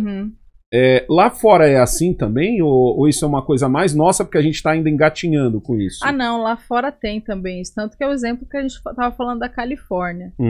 Os estados democratas lá, eles têm essas análises assim, em relação às políticas e que impacta na economia. Porque é óbvio, se você tem um governo esquerdista que fica liberando roubo, como na Califórnia, e liberando o subsídio estatal e coisa assim, cara, o resultado é o que a gente vê hoje, empresas saindo, pessoas perdendo emprego, morador de rua. Então eu acho que a política, ela tá muito atrelada na economia nesse sentido. Já outro exemplo também, Flórida, tá todo mundo indo pra Flórida agora, por conta de medidas republicanas, medidas mais liberais do ponto de vista de economia. Liberal da nossa visão, né, porque o liberal para os Estados Unidos é o contrário. O liberal nos Estados Unidos remete à esquerdismo. Remete à esquerda, exatamente. Aqui eu tô liberal na nossa visão. E aí, qual que é o impacto dessas políticas na economia? Preço dos imóveis é um absurdo. Assim, a gente tava até vendo um apartamento pequenininho, assim, na Flórida, ali em Downtown, Miami, tipo, quase $1 milhão. Nossa. O negócio tá muito caro. É que assim, é um problema e não é meio que consequência da oferta e demanda. Exato. Isso daí, porra, tá todo mundo indo pra fora, saindo de estado de esquerda lixo, que nem Califórnia, indo pra lá, o preço vai subir. Da mesma forma que o imóvel vai baixar na Califórnia, vai ter muita gente que vai comprar. Sim. Porque sabe que quando chegar naquele ponto... Tudo é uma questão de ponto crítico e parece que nos Estados Unidos o ponto crítico é resolvido mais rápido. Aqui a gente chega no ponto crítico, que é o caso da Cracolândia, e o ponto crítico dura 4 anos. Mas eu sinto que lá nos Estados Unidos, quando chega no ponto crítico, os caras acorda e fala, não, agora nós vamos resolver e resolve. E nessa hora os imóveis vão subir na Califórnia, oferta e demanda também. Descer no caso, né? Agora eles estão descendo, mas quando resolver depois do ponto crítico... Depois que começarem a comprar, vai subir. Aí a coisa muda de figura lá também. Sim. Qual que é a sua frequência de gravar vídeos no seu canal? Eu gravo 2 vezes na semana. Aí eu acabo me dividindo, né, entre gravar vídeo e serviço mesmo do escritório, atender cliente, receber cliente. Aí qual que é a sua rotina, assim, no escritório? Aí quem me ajuda muito é o Thiago, meu marido e sócio, né? Que até tá ali, que a gente divide assim. Eu, por exemplo, eu faço essa parte de vídeo, gravo vídeo, mas tem cliente que eu atendo diretamente. Eu acabo me dividindo meio a meio, assim. Lá na Berrine, que nem você falou, né? Na Berrine. Eu tava conversando com ela que o prédio dela é o mesmo prédio do Fio Diário, do Marco, entendeu? No mesmo lá prédio. No E-Office Berrine, a gente fica lá. Agora a gente vai reformar a sala. E você sabe como é, né? Quando a gente trabalha por conta, a gente faz tudo. Né? Se dá algum problema, alguma coisa, a gente tem que fazer. Aliás, acho que essa é a maior diferença que eu vejo entre você trabalhar por conta e trabalhar para alguém. Porque quando eu trabalhava no banco, por exemplo, se eu tinha algum problema, sei lá, do meu computador, eu tinha alguém a chamava o cara do TI. Eu chamava o cara do TI. Se eu tinha um problema no meu pagamento, eu chamava o cara do financeiro. Se eu tinha um problema em tal coisa, eu tinha quem recorrer. Agora não. Quando a gente abriu o escritório, era a gente, era eu por mim ali. Então, assim, aconteceu um problema, sei lá, quebrou o vidro, eu que tinha que ir atrás de consertar o vidro. Quebrou o computador, eu que tinha que ir atrás de consertar o computador. Então, esse não ter a quem delegar, que eu acho que faz diferença, que é muito diferente daquele empresário que está, principalmente no início, né? Do que quem trabalha para os outros. E assim, não é demérito nenhum, acho que cada um segue o seu caminho, cada um é feliz da forma como é, mas é uma coisa que eu senti muito no começo, porque a gente não teve ajuda de ninguém, foi totalmente sozinho, e no começo eu era a pessoa que fechava negócio com o cliente, às vezes negócios milionários, mas eu também era a pessoa que lavava a xícara de café do cliente quando o cliente saía da sala, eu era a pessoa que limpava a sala depois. Então, esse faz tudo, esse perfil faz tudo. Quando você vai para os Estados Unidos, então? Qual que é a sua frequência de ir para lá? Hoje a gente já tem uma equipe, já. Hoje a gente já fica lá com a gente. Então, até é mais fácil de demandar as coisas. Né? Você vai mais lá só para a galera saber que você existe ainda. Não, a gente vai pra lá pelo menos... Você não é só o avatar da tela. A gente vai pra lá umas 5 vezes por ano, mais ou menos. Mas é porque as empresas, nossos parceiros hoje, ficam lá em Miami. Então, por isso que a gente tem essa frequência. Mas hoje já é um pouco diferente. Seu inglês é fluente? Até que sim. Você consegue conversar com os seus clientes lá, são gringos? A gente atende mais brasileiro. Brasileiro que vai pra lá. E cliente local aqui também.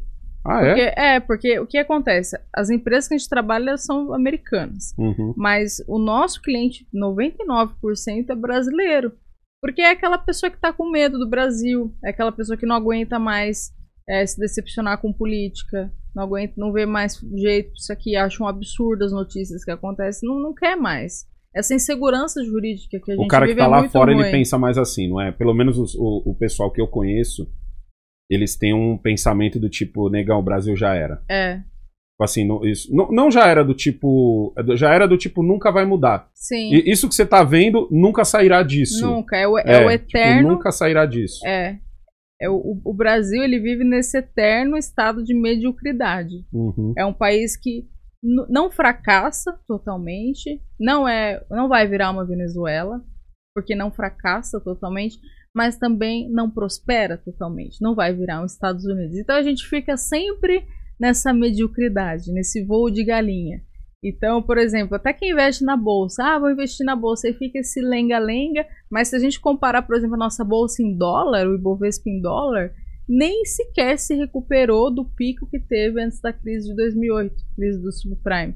Então fica esse lenga-lenga, esse eterno estado de mediocridade, e na boa, não faz sentido. Deixar todo o dinheiro aqui, pra mim, é uma insanidade.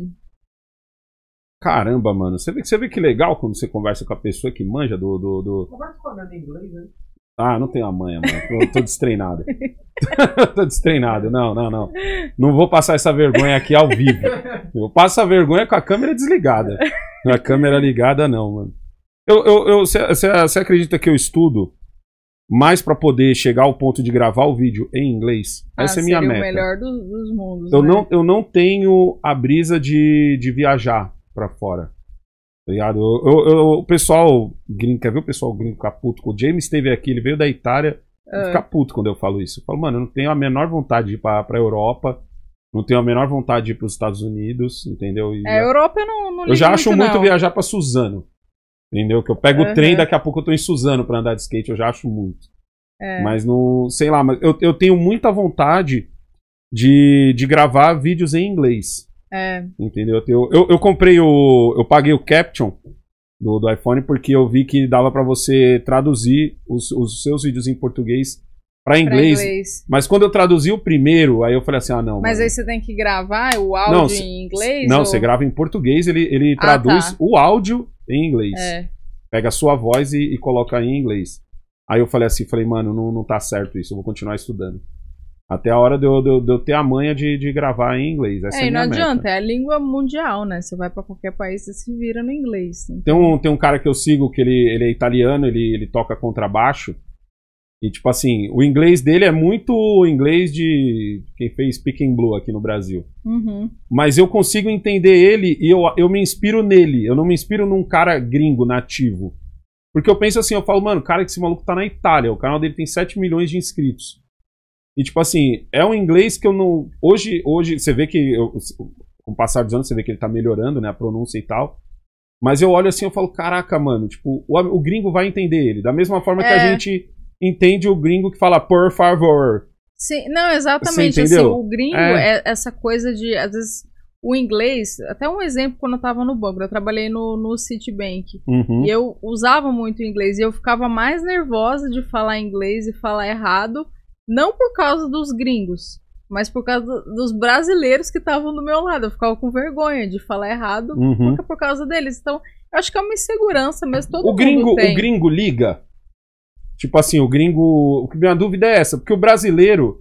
eu já conversei em inglês com o brasileiro e o brasileiro faz aquela cara de, ô idiota, você tá falando errado. Mas é uma vaidade muito mais de brasileiro. O americano, não. Eu nunca passei nenhuma situação assim. Pelo contrário, para eles é até legal, tipo... Ver o seu esforço, né? Ver o esforço, sim. Então é uma insegurança que a gente tem a galera da musculação fala muito dessa coisa do americano valorizar o esforço. Isso, então, por exemplo, o americano... O brasileiro vê um cara grandão, a cabeça dele esse cara tomou bomba.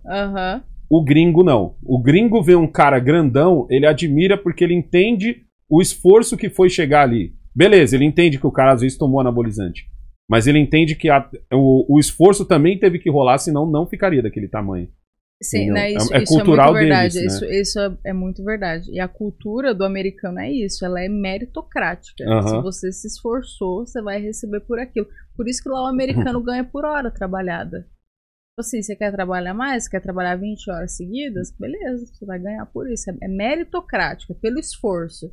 Diferente aqui que, não, tem que ser 8 horas, tem que ter ali tudo certinho. Então, é uma diferença de cultura. O americano, ele valoriza o seu esforço. Isso também justifica o porquê que hoje é a economia mais sólida do mundo, é a maior economia do mundo, porque que as grandes empresas, maiores empresas do mundo são americanas, é um pouco dessa cultura. Você acha que é por isso que os serviços são tão caros lá?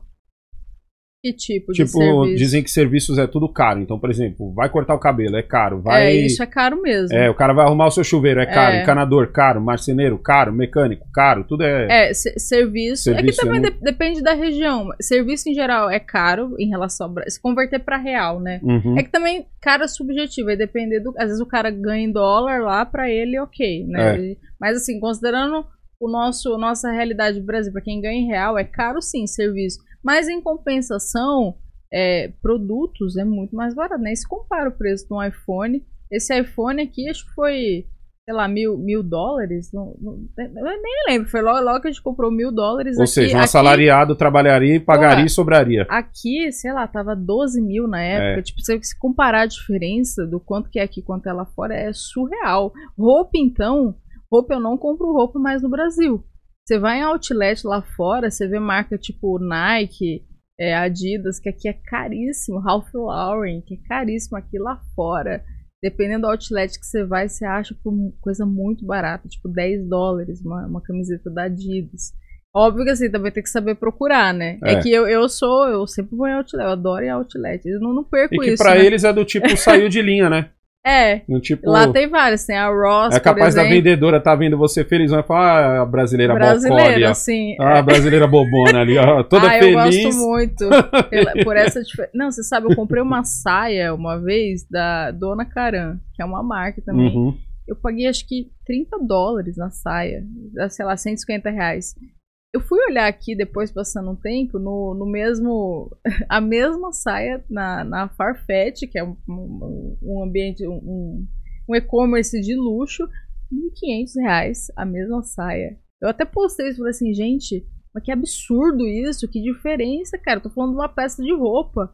Então, assim, roupa nos Estados Unidos, se você souber procurar, é muito mais barato que aqui. Eu não compro roupa mais no Brasil. Eu lembro que o camarada meu que tava vindo da Europa, aí eu falei pra ele assim, falei, mano, vê aí de você trazer um fone pra mim, né, um fone sem fio, porque o fone com fio do iPhone, ele custa R$210, se eu não me engano. R$210. Eu falei, pô, vê aí, né, quanto é, porque, pô, valeu uns 200 conto, tá valendo. Aí ele me mandou $230, o fone do iPhone, 230 euros. Eu falei, oxi, eu quero um fone, mano, não é o iPhone. Aí ele falou assim, negão, você já viu quanto ele custa no Brasil? Aí ele pegou e printou o preço do site aí, que tava $2.300.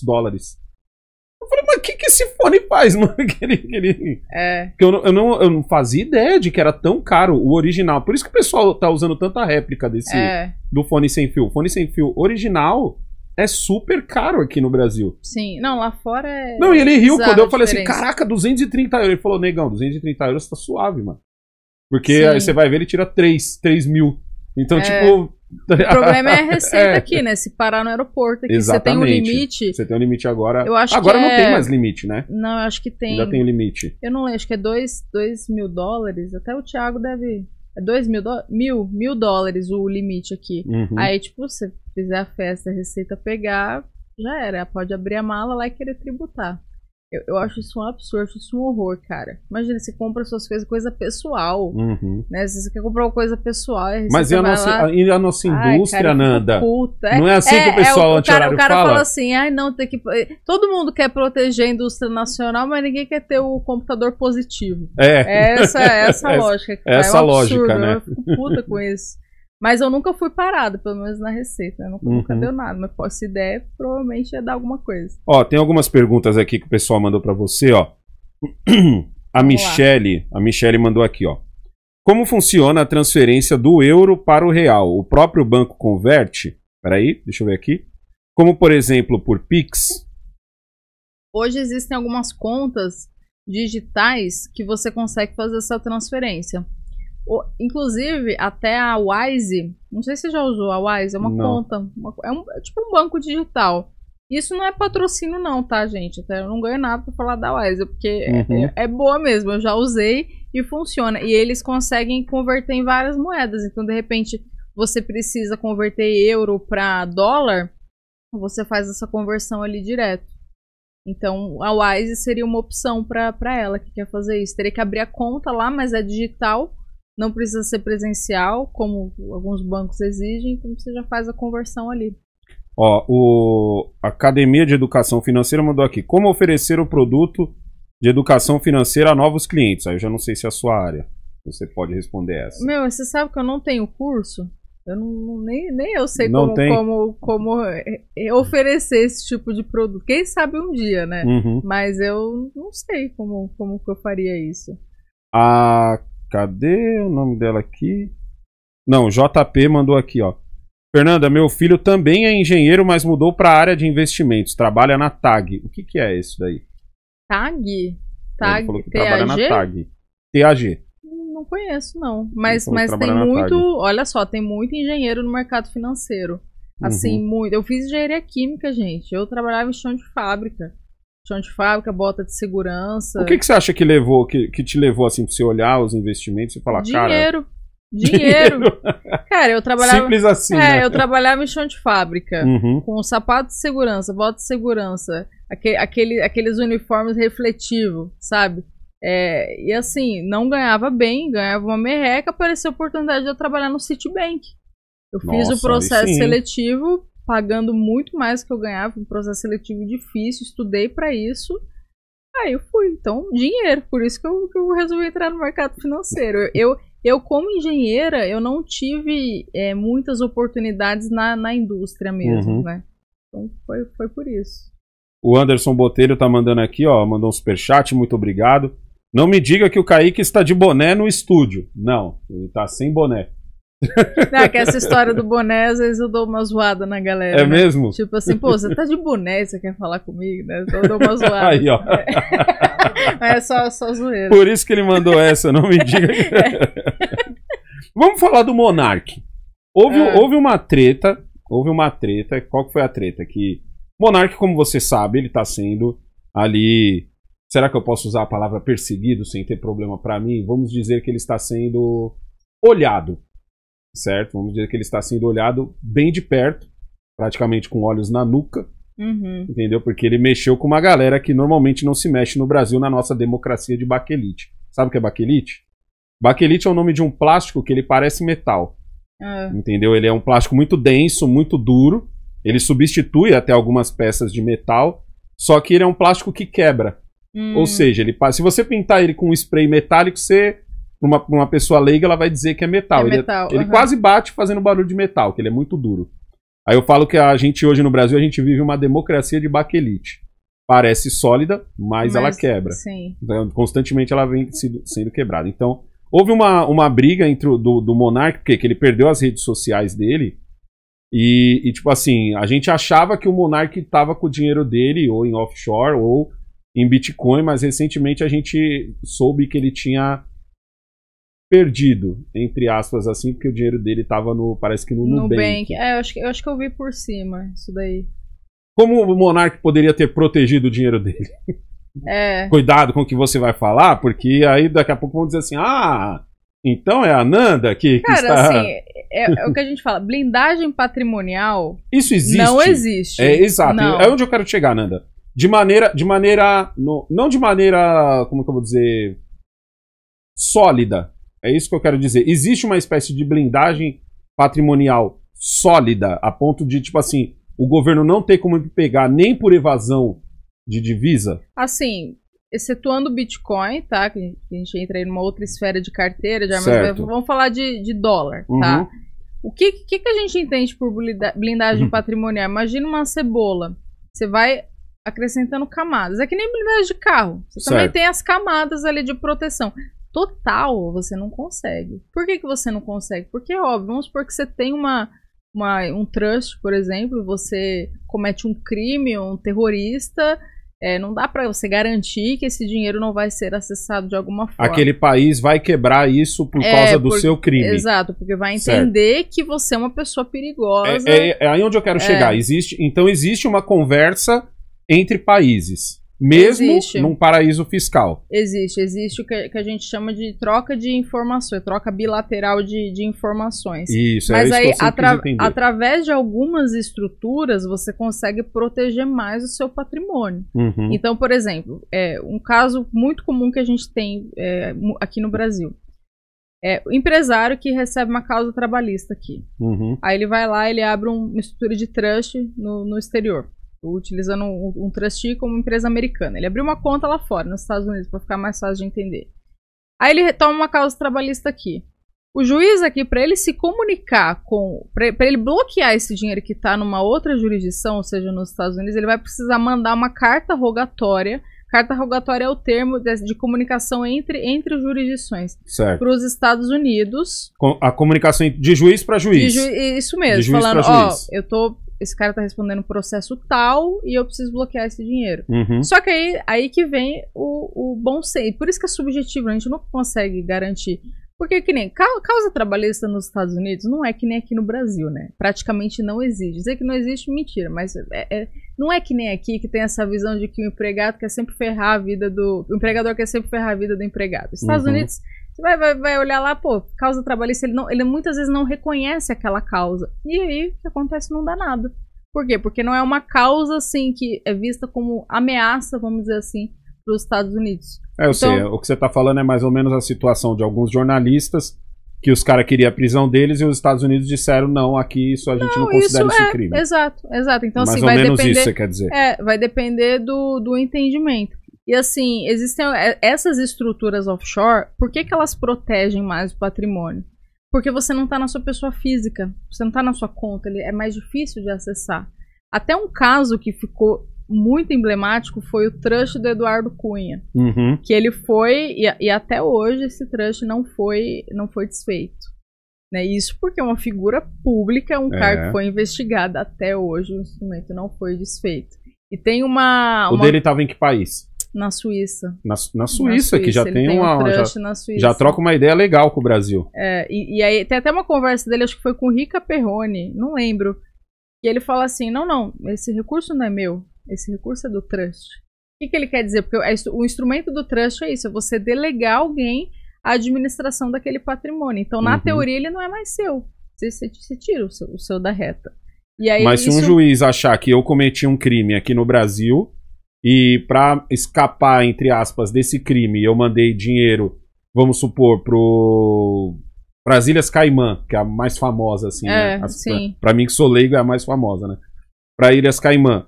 Então, pode acontecer do juiz daqui ter uma conversa com esse... Como é que você chamou? O trust. Não, não é o contrato, é... Carta rogatória? A carta rogatória. Ele pode mandar uma carta rogatória para as Ilhas Caimã dizendo assim, ó, o Alessandro, ele cometeu um crime aqui no Brasil e de tabela, ele para se livrar um pouco desse crime, ele mandou o dinheiro do crime para ir para as Ilhas Caimã, entendeu? Provado tudo isso, se as Ilhas Caimã olhar e falar assim, puta, aqui o Alessandro, entendeu, passou do limite. Como que funciona? Pode. Eles conseguem trazer esse dinheiro? Aí consegue liberar. Aí vai depender do entendimento. Mas assim, historicamente, quando esse recurso não está na pessoa física, está num instrumento de trust, que é esse que o Eduardo Cunha tem... Peraí, quando você fala não está na pessoa física, significa que tem uma empresa... Não é uma conta. Não necessariamente. Pode ser uma empresa, certo, ou pode ser um trust. O que é um trust? Né? Acho que até vou explicar isso. O trust não é uma empresa. É um contrato entre o settlor, o instituidor, a pessoa física, pode ser uma pessoa física, o trustee, que é uma empresa, uma companhia ou alguém que fica fora do país, e os beneficiários. Isso é um contrato. E por que trust? Por que esse nome? Porque historicamente foi um instrumento usado de confiança. Tipo assim, eu vou delegar para você o meu patrimônio. Historicamente foi assim. Só que hoje existem muitas modalidades de trust. Inclusive a pessoa, apesar de ter um trust, ela consegue movimentar os recursos, consegue resgatar o recurso, porque aí vai depender da forma como esse contrato é feito. E é fácil tirar esse dinheiro? É que depende do contrato, né? Por exemplo, no escritório a gente trabalha com trust. A gente oferece esse tipo de serviço. Quando o cliente precisa resgatar, tranquilo. Em vida é uma conta. Você tem uma conta ali, você resgata, usa, tranquilo. Você acha que porque agora eu volto até naquele assunto que a gente falou, por exemplo, uma quadrilha. Uma quadrilha vai lá e faz vamos falar do novo cangaço, que agora tá na moda por causa do filme, da série e tal. Tá, aí o cara vai lá, sei lá, pegou 1 milhão no banco. Porque o meu raciocínio sempre foi assim, por que esses caras lavam dinheiro no Brasil ao invés de mandar lá pra fora e só resgatar quando eles precisarem? Você acha que é por causa disso? Porque o juiz daqui poderia falar assim, mano, esse dinheiro é o dinheiro de um assalto a banco. Tipo assim, é crime em qualquer lugar do mundo. Mas é que assim, hoje também não é tão simples fazer, por exemplo, fazer uma estrutura de trust lá fora. Até a gente trabalha com um trustee, que é essa companhia americana que eu falei, que é por isso que a gente vai muito para Miami. E quando a gente envia a documentação para o cliente, beleza, o cliente ele quer fazer, ele quer entrar na estrutura, o que ele faz? Envia a companhia, ela vai fazer um compliance, vai analisar, vai puxar a capivara do cliente. Certo. Então, primeiro requisito, se for político brasileiro, esquece. Jura? Não abre. Não abre. Por quê? Por que será? Você tá de brincadeira. Cara, a gente tá mal falado assim lá fora? Não abre. E foi... a gente já trabalha com a companhia há um tempo, já foi depois do caso do Eduardo Cunha. Porque começou a dar muita notícia em relação a trust, isso aí é coisa de bandido, isso aí é coisa de político, coisa de não sei o quê. A companhia falou, não, político brasileiro não abre. Já teve caso de deputado querer ser cliente nosso, a gente tentar, a companhia não. Eu ouvi na PAN que, por exemplo, se você tem ligação com algum político, é difícil até você conseguir crédito no Brasil. Então, tem algumas instituições que barram por causa disso. Que fala que você tem ligação com o político. Por que será? Consegue... Isso é uma vergonha, né? E aí o que eu ia falar dos bandidos é a mesma coisa. Teve um cliente nosso que o nome dele, eu não vou falar o nome dele, mas ele era, sei lá, Roberto Sanches, coisa assim. O que aconteceu? A companhia, na hora que foi analisar o documento... É um nome fictício, viu, Roberto Sanches? Não é o nome. Às vezes tem um Roberto Sanches que assiste a gente. É um nome fictício, não foi você. Entendeu? Cara, a companhia analisou e achou uma notícia de um traficante no Rio de Janeiro com o mesmo nome, né? Tem até o nome homônimo, né? Que chama. Homônimo. Aí, o que a gente teve que fazer? Teve que provar que o cara morava em Londres há 15 anos. E não tinha nada a ver com aquilo. E não tinha nada a ver, mas assim, por isso que eu falei assim, não é tão simples. Hoje as companhias sérias que trabalham com investimento offshore, elas fazem essa análise. E de verdade, elas não estão erradas não, tem que fazer. Porque tem muita falcatrua no mundo, tem que ter essa barra. Às vezes o cara tá escondendo um dinheiro que é, sei lá, de um crime, alguma coisa, é ruim até para a própria reputação da empresa. Então tem essa trava mesmo. Agora deixa eu te fazer uma pergunta. Assim, a gente pegando até o gancho do próprio Monark mesmo e de outras pessoas que estão tendo contas bloqueadas e tal. Aí o cara foi lá e suspeitou que bloqueariam a conta dele. Ele tinha uma grana no banco, aí ele foi lá e falou, rapou a conta do banco e comprou de Bitcoin. Ou seja, ele ficou só com o dinheiro de viver, entre aspas, normal. O governo consegue de alguma forma, sei lá, vou apreender seu celular. Como você disse, você falou que tem a sua conta aqui no celular, entendeu? O governo consegue chegar e falar assim, vou apreender seu celular, porque eu sei que no seu celular você transformou seu dinheiro em Bitcoin. Consegue até roubar fisicamente a carteira, porque a gente tem as carteiras físicas, né? É tipo um pendrive, né? Que você coloca... isso eu já vi. Tem uns modelos, né? Tipo Trezor, Ledger. O governo consegue pegar a carteira, mas o governo não consegue ter acesso à senha que você... Porque é sua, porque é só sua. Aí, assim, a gente estende essa conversa para casos mais extremos, sei lá, o cara aponta uma arma na tua cabeça e fala assim, passa aí sua senha agora, você não vai passar. Ou ele dá uma ordem judicial de você liberar a sua senha. Eu nunca vi acontecer isso na praia. Porque, cara, eu acho que, de verdade, assim, político no Brasil, a gente viu, o cara nem sabe o que é Bitcoin, nem sabe como funciona. Tem uma fala emblemática do Daniel Fraga, não sei se você já viu, que é até engraçado, que ele fala, quero ver mandar bloquear meus bitcoins. Ele fala isso, tipo, debochando, porque... E ele fala isso lá atrás, hein, quando o Bitcoin era coisa de maluco. O cara foi um visionário nesse sentido. Lá atrás, a gente tá falando quando o Bitcoin, sei lá, tava ali 5, 10 reais. Tanto que ele sumiu. Ele sumiu. Ele nessa época, a gente não tá falando do Daniel Fraga agora. Ele é raiz mesmo. É o libertário raiz. Ele é.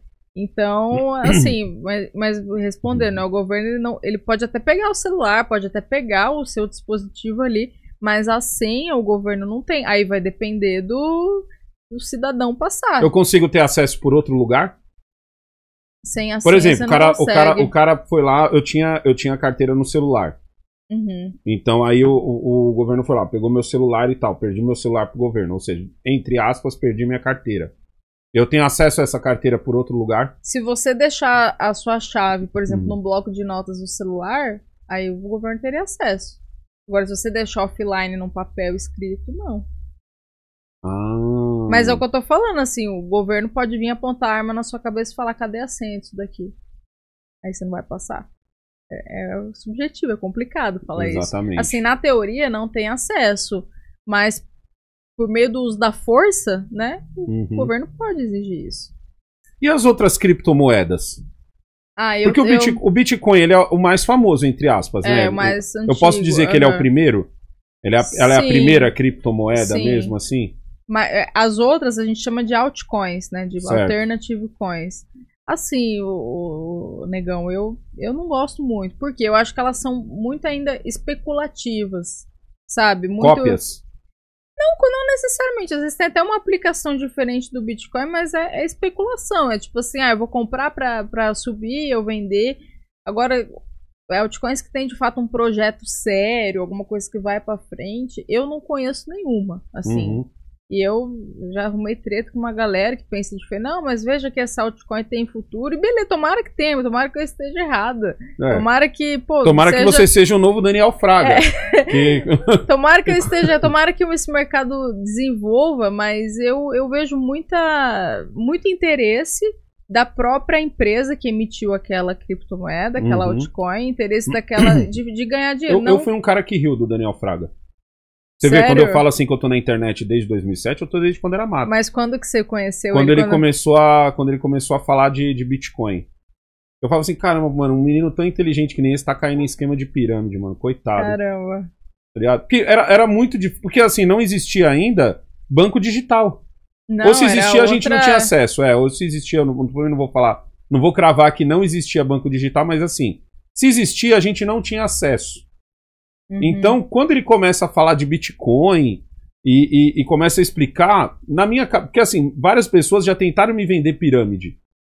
E quando eu ouvia ele falando, eu pensava assim, puta merda, mano, pô, um maluco tão inteligente, velho, vai cair numa... Não, ele, vai dar uma moscada é muito que nem essa. Mesmo. Ele é libertário, então, hoje mesmo. A gente olha, né, e fala, caraca, o Daniel estava certo. Entendeu? E tem vários vídeos dele, assim, eu acho engraçado a personalidade dele, que você vê vídeo, tipo, dele dando banho na cachorra dele, assim, ele era, foda-se, cara, meu canal é meu, eu vou postar o que eu quiser.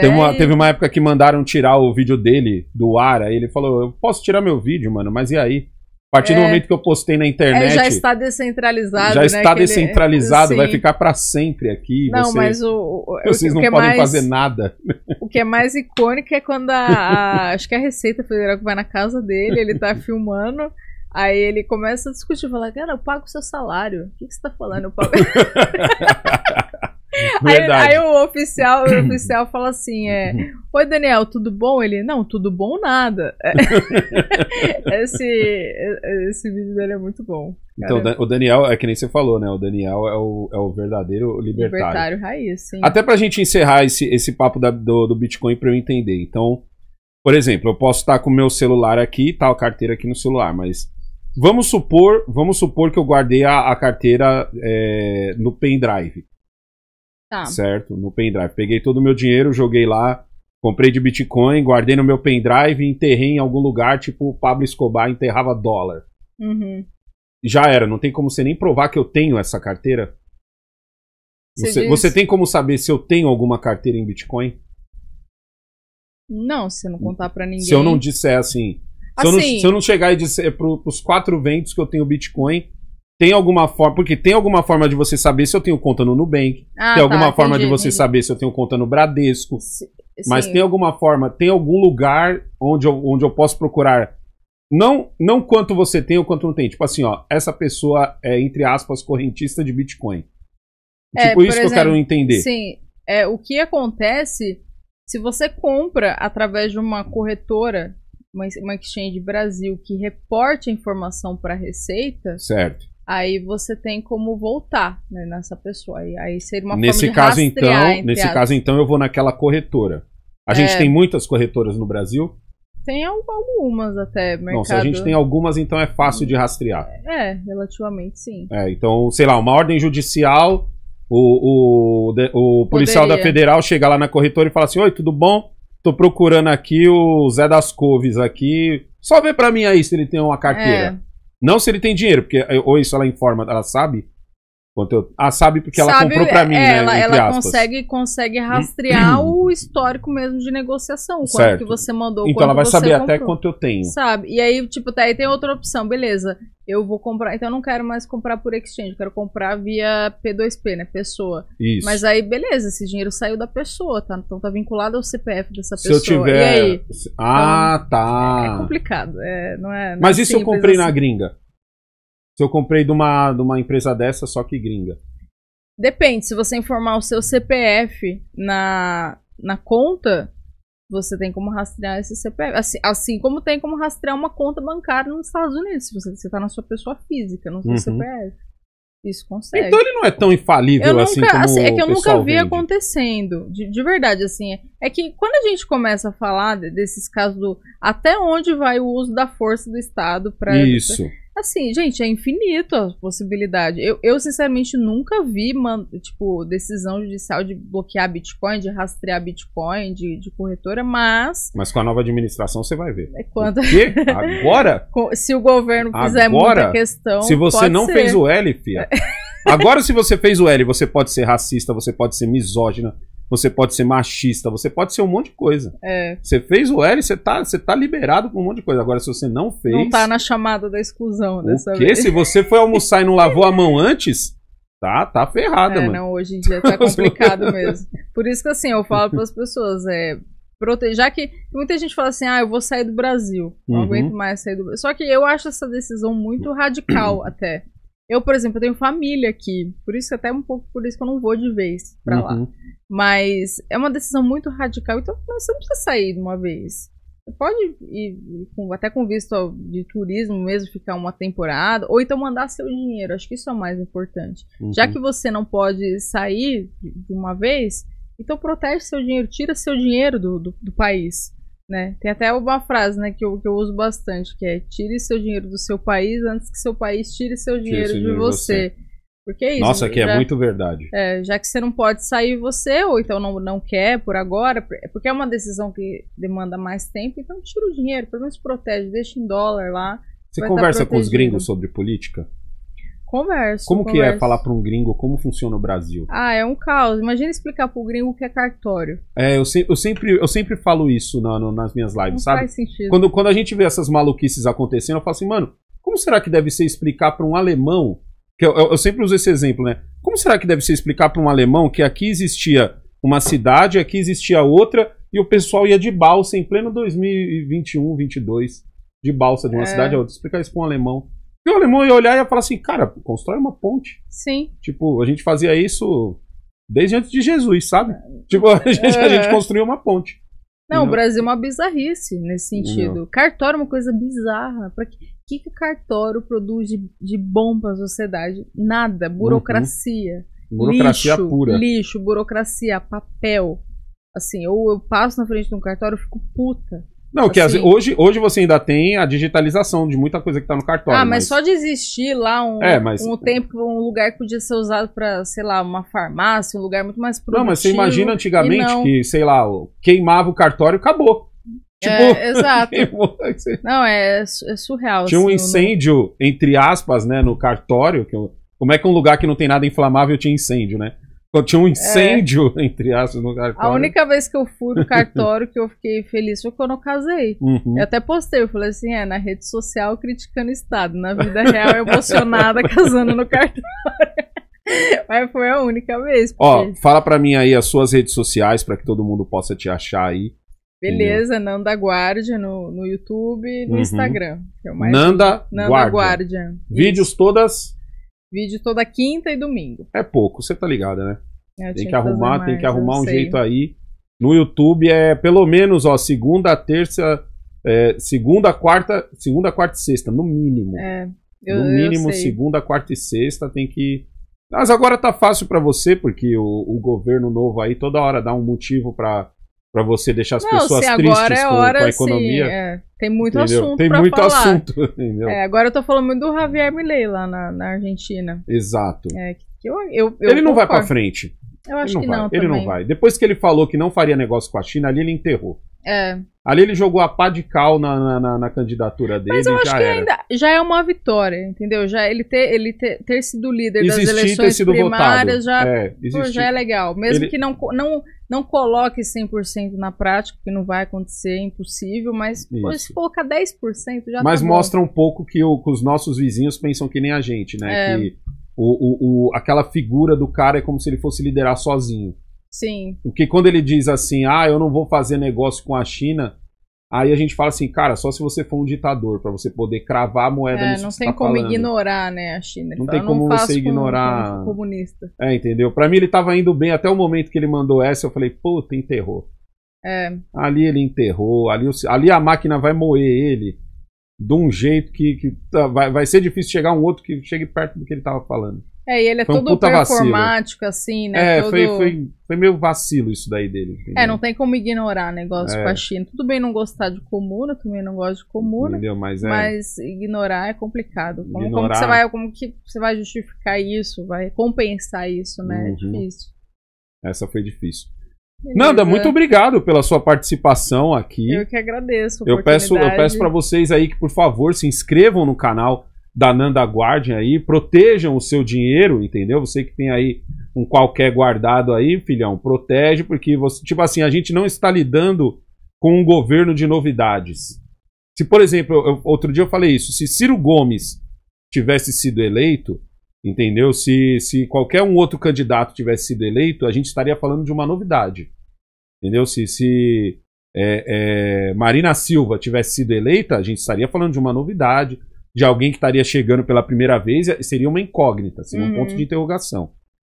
Esse governo é um ponto de exclamação. Entendeu? Ele é um ponto de exclamação. Então, como a Nanda disse aqui, ela fala sobre isso no canal dela, proteja o seu dinheiro aí, fala muito de política também, te explica o que está acontecendo aí, certo? Para você poder entender. E é isso, não esqueça de curtir e compartilhar esse vídeo, se inscreva no canal. Se você ainda não for inscrito, segue lá a Nanda Guardian em suas redes sociais, vai estar aqui o link do canal dela no primeiro comentário e na descrição do vídeo. Tamo junto, é nóis. Fechou. Fechou.